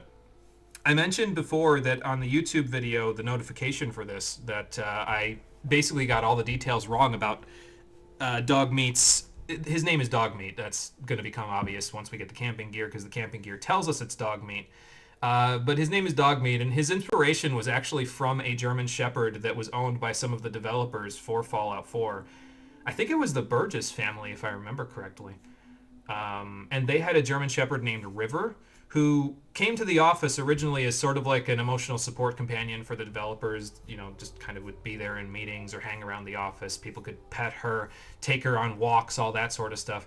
When they made Fallout 4, they decided instead of just making Dogmeat one of the random mutts that's just, you know, strewn around the wasteland, they wanted to make him more recognizable to people from pre-war. So they said, okay, well, let's make him a German Shepherd. And they looked at pictures of German Shepherds in actual, like, civilian workforce jobs, like police, K-9 units, that sort of stuff.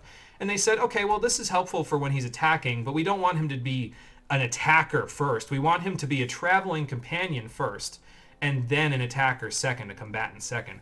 So instead of just going with what they had and making assumptions, they literally had River both model and perform the voice lines for Dogmeat. So all of the barking and whimpering and everything else that you hear in the game is their dog, the Burgess's dog, River, speaking into a microphone.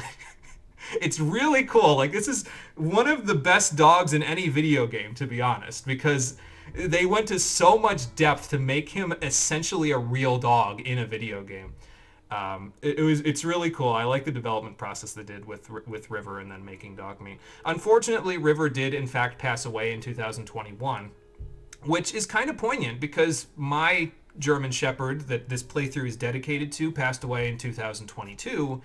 So I'm kind of just jumping off of what they were already doing. Like, Dogmeat is now River immortalized in a video game, and he also now represents my German Shepherd Jager immortalized in a video game.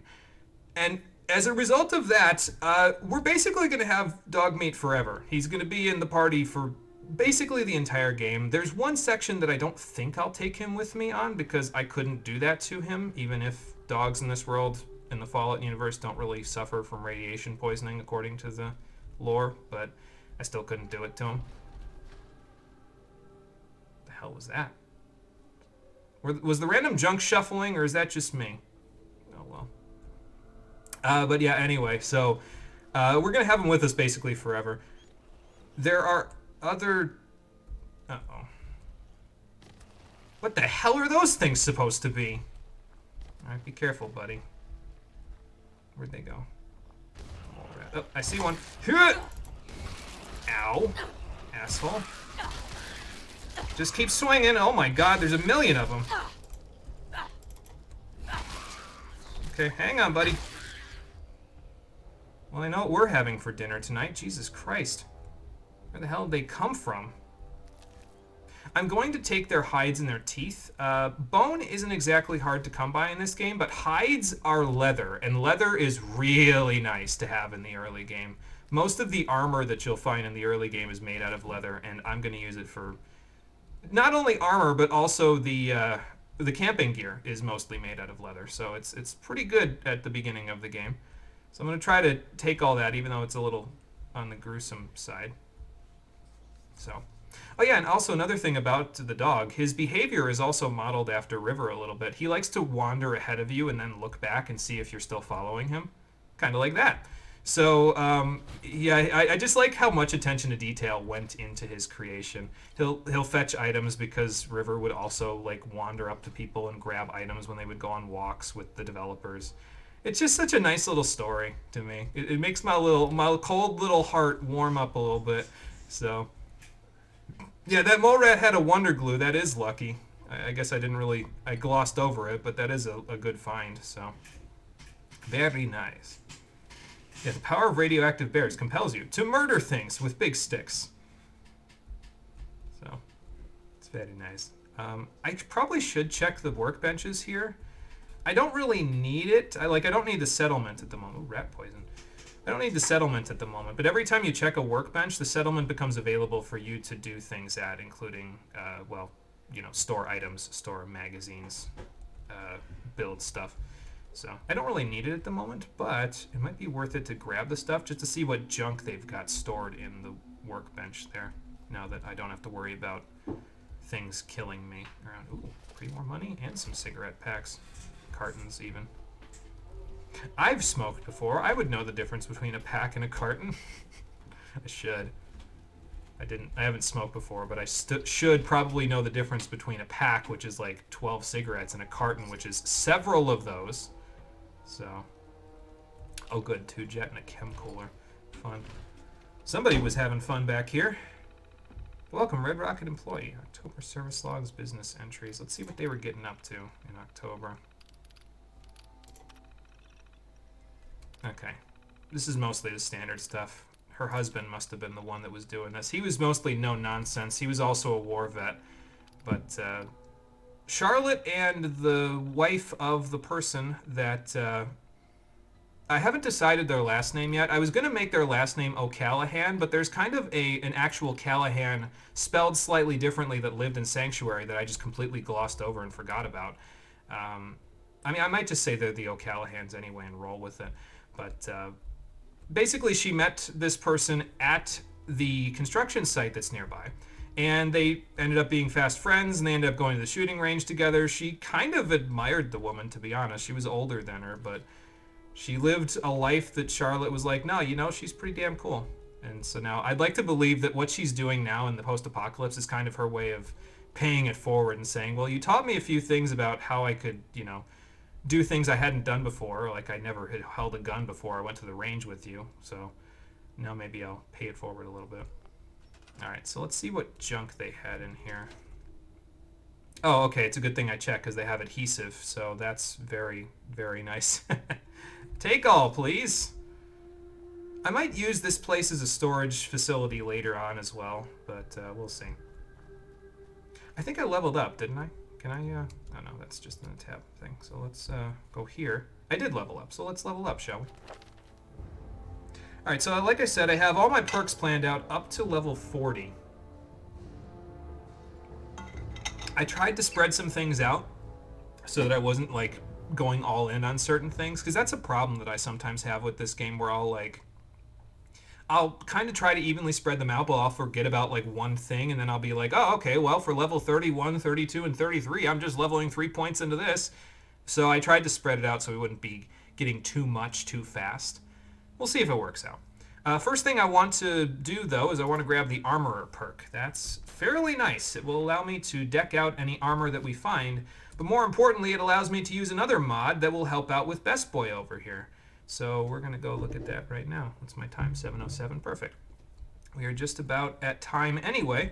So let's go back over here, see if I can use the leather that we just used for a little bit more. Are there any hub flowers around here? There's like a ton of hub flowers around Sanctuary Hills. We're probably going to make those a priority to go looking for on the next episode, which is probably going to be mostly spent wandering in the area around Sanctuary Hills, just looking for items and stuff. Like, I'll probably be mostly meandering my way to the main objective for the first 5 or 6 streams, to be honest. I kind of like wandering in the early game, though, because the game just kind of flings you outside of the vault and doesn't give you a whole lot of direction. So I said, you know what? Let's just lean into that a little bit. We'll get to the plot when the plot shows its face. Until then, we'll just wander. I mean, hell, the game's de facto theme song is called The Wanderer, so why not, right?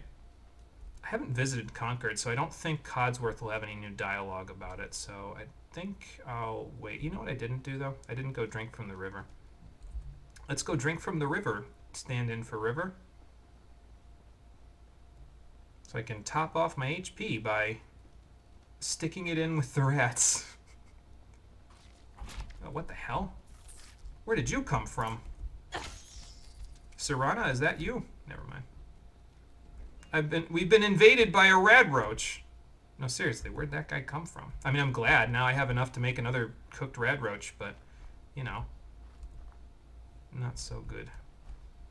Ugh, maybe that's why it tasted like lead. There's like a rusty car thing there. Really? You goofball.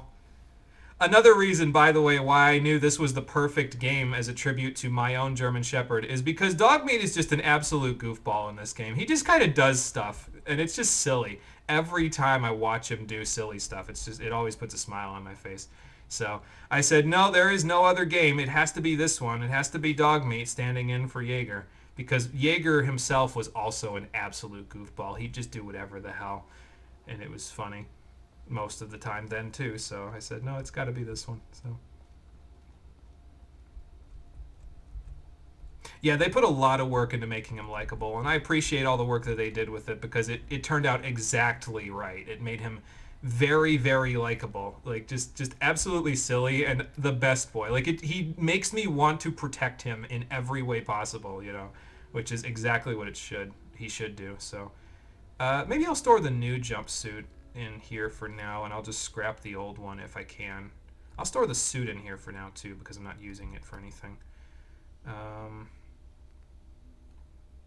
Anything else I'm going to keep?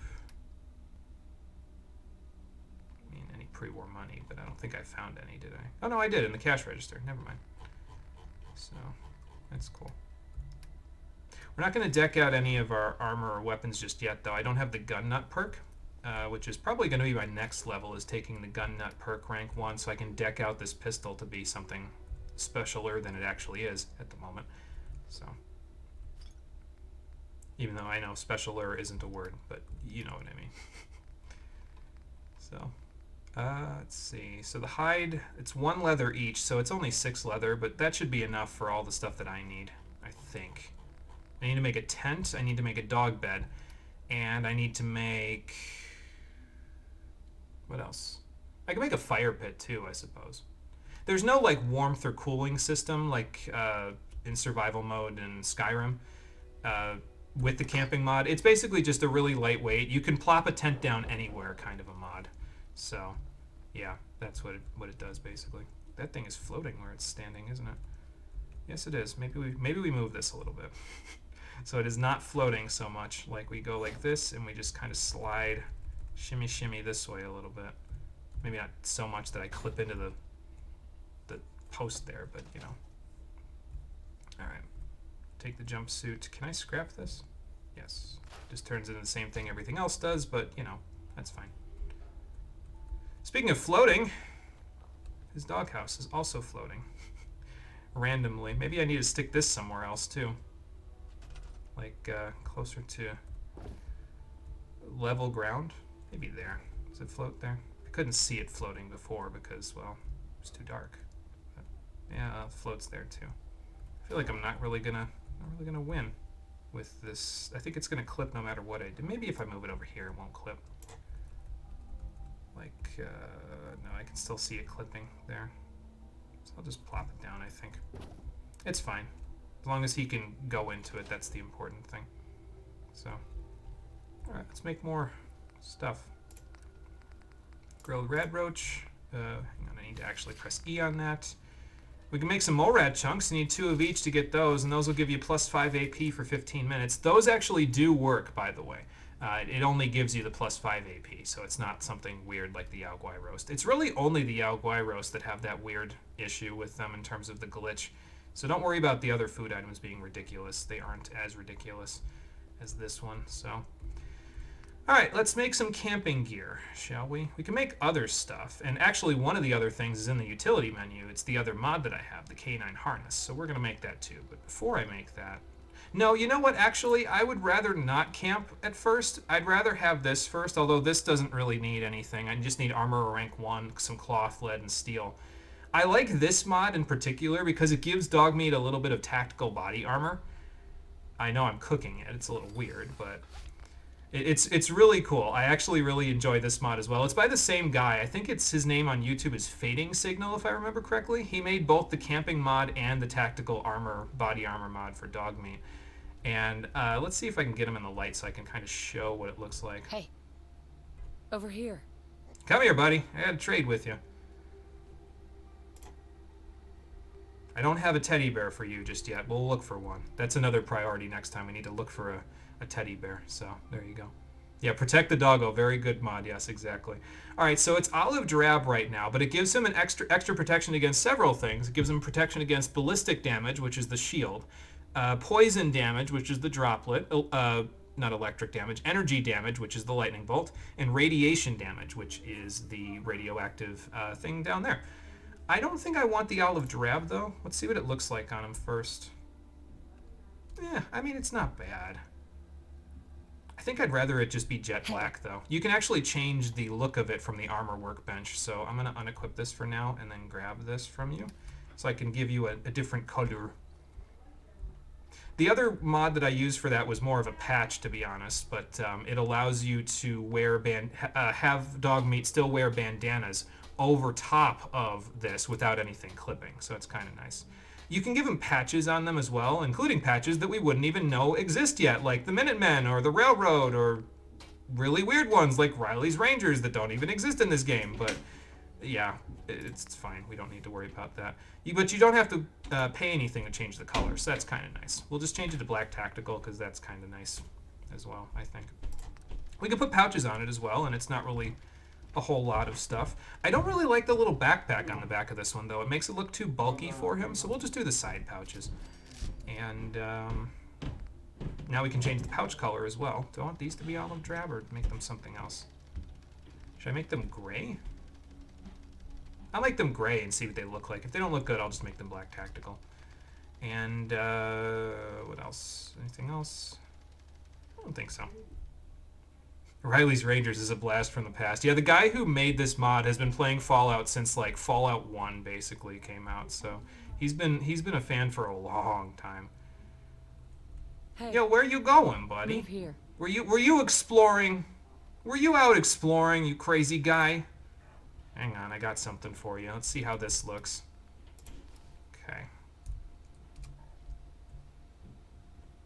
Yeah, I think I like them better in the black, honestly. Hey. So we'll just make it all the same color. Or maybe I'll make it drab with black pouches. Maybe that would work okay. Again, you don't pay anything to change the colors. I love how I've on episode 1 of Fallout 4, the stream through, and I'm already doing the end game of Dark Souls with my dog. The fashion, it's just too important. All right, let's try that. I'm fashion soulsing on episode 1. I mean, of course, who wouldn't? Heads up. Right? Here. Come here, buddy. You come around that bush. No, you're not in trouble. Don't give me that look. There, that's better. All right, try this with this. Yeah, that's better. It doesn't have to be like super colorful, honestly. Like his face already has enough color in it, so it can kind of just be like a drab thing. It'll look a lot better when we get him a bandana. And if I remember right, on the north side of Concord, there's actually like a guaranteed spawn of a red bandana that'll make it pop a lot more. So we'll go looking for that. Fashion soul is always important. There you go. Does this game ever say Dogmeat's gender? You don't remember. I know she's female in 3 because she can have puppies. I think they mentioned that he's male in this one. I'm not 100% sure about that, but I'm pretty sure they mentioned. I think like the one NPC that tells you his name says, well, he's his own man, but he chooses who he follows. I think if I remember right, that's what they say. But I could be misremembering. Oh, I have some cloth to stick in the thing. Okay. Let's stick the cloth in here. Transfer my junk. There we go. And scrap this dodgeball because I can't give it to Dogmeat to actually use, so I might as well scrap it for the 3 extra rubber. Why not? No, I'm not scrapping Dogmeat. How could you say such a thing? Oops. There we go. Sounds like something Mama Murphy would say? Yeah, so she's the one that says that stuff. Okay, so we have our best boy. We do not have his full outfit just yet. We need to get him a bandana first, and then he will have his full outfit. The other nice thing about the harness, by the way, is that it's upgradable later on in the game with a certain thing that we'll be maybe getting our hands on. I'm not sure yet, but even the extra little bit of resistance he has now should allow him to take a little extra damage without going down, which is nice because he eats a lot of stim packs if you don't do that for him. But plan of action from here, get him a bandana to wear on his harness. I need a sledgehammer in order to knock down some of the structures here so I can use them for materials. And generally speaking, I'm just going to kind of wander around the map around the lake by Sanctuary Hills here.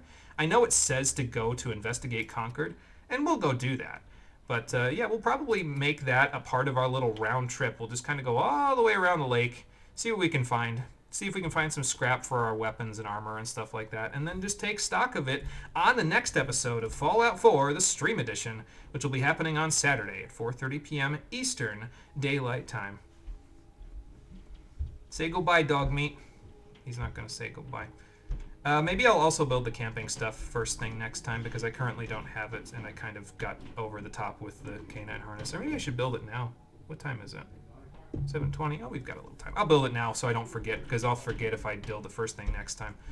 So let's build the camping gear. I thought I would actually need leather in order to build the canine harness, but I didn't actually end up needing it, so that's kind of nice. I do need leather for this stuff though, so we'll make him a bed and fire kits. Use a little oil, but that's okay. And then, excuse me, a pole tent. So let's see. I don't really need 2 beds, but I might just do 2 beds anyway, just in case I have anybody else coming along. Although that's 4 leather, which is kind of a lot. This is only 2 leather, so maybe I'll just do that instead. Okay, so we'll make a tent. We'll pitch it later.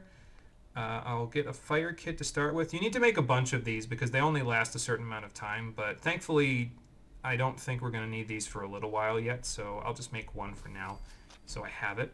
And of course I have to make the dog bed so that I can let him have a snooze. So let's do that too. I'll demonstrate it before we go as well, because why the hell not? Basically all you do with these is you go into your inventory and you find them in the MISC tab. You press the drop button and it will place them in the world directly in front of you, like you just dropped an item down like the cooking station that I moved or something to that effect. So, and then if you have the boy sit on the dog bed, go check that out. He will approach it, clip through the floor apparently, and then he will take a snooze. This is how I got the picture before, by the way, for the Discord server. Just let him snooze on the thing. He even snores a little bit, actually, if you can hear it. It's not very perceptible, but... See there? You can kind of hear it there. Again, not very perceptible, but there you go. He take a snooze on the bed. So now he can sleep, and I can sleep, and everybody can sleep, and we'll probably be sleeping because it's currently afternoon already. And when we wander around, we'll probably need to pitch a tent so we're not just wandering back here in the middle of the night getting eaten alive by wild dogs or something. So, oh yeah, and then the best part about this, of course, let's look at the bed. Hang on, I gotta find the click icon for the dog bed. Activate. You can pick it up, you can move it, you can rotate it if you want to do those things. Picking it up is probably advisable because you don't want it to sit there. You'll probably want to keep it when you pitch a tent anywhere. But the best part, of course, hang on, I'm going to do it in third person because that's what the mod recommends. So, pet. You can, in fact, now pet the dog in Fallout 4 more often than once. You never get to do that again in vanilla Fallout 4 after the first time you meet him. but Look alive. now you can. Come on. So this is a mod that will stay forever now as a result of that. I cannot play this game without it ever again. It's required. It is now required reading for Fallout 4 to have him be able to be petable at all times. So we will keep it. And we will continue to use it on the next episode of Fallout 4, the Stream Edition, which will be happening, like I said about 3 minutes ago, on Saturday at 4:30 p.m. Eastern Daylight Time. Thank you for watching, everybody. I appreciate you coming out to Twitch and YouTube to check out the stream. I'll see all of you on the next one on Saturday at 4:30 p.m. Eastern Daylight Time. Until then, everybody, take care and have a good one. You going to say goodbye, or are you going to stare at me the whole time? I mean, it's okay if you stare at me, because how could I say no to that face?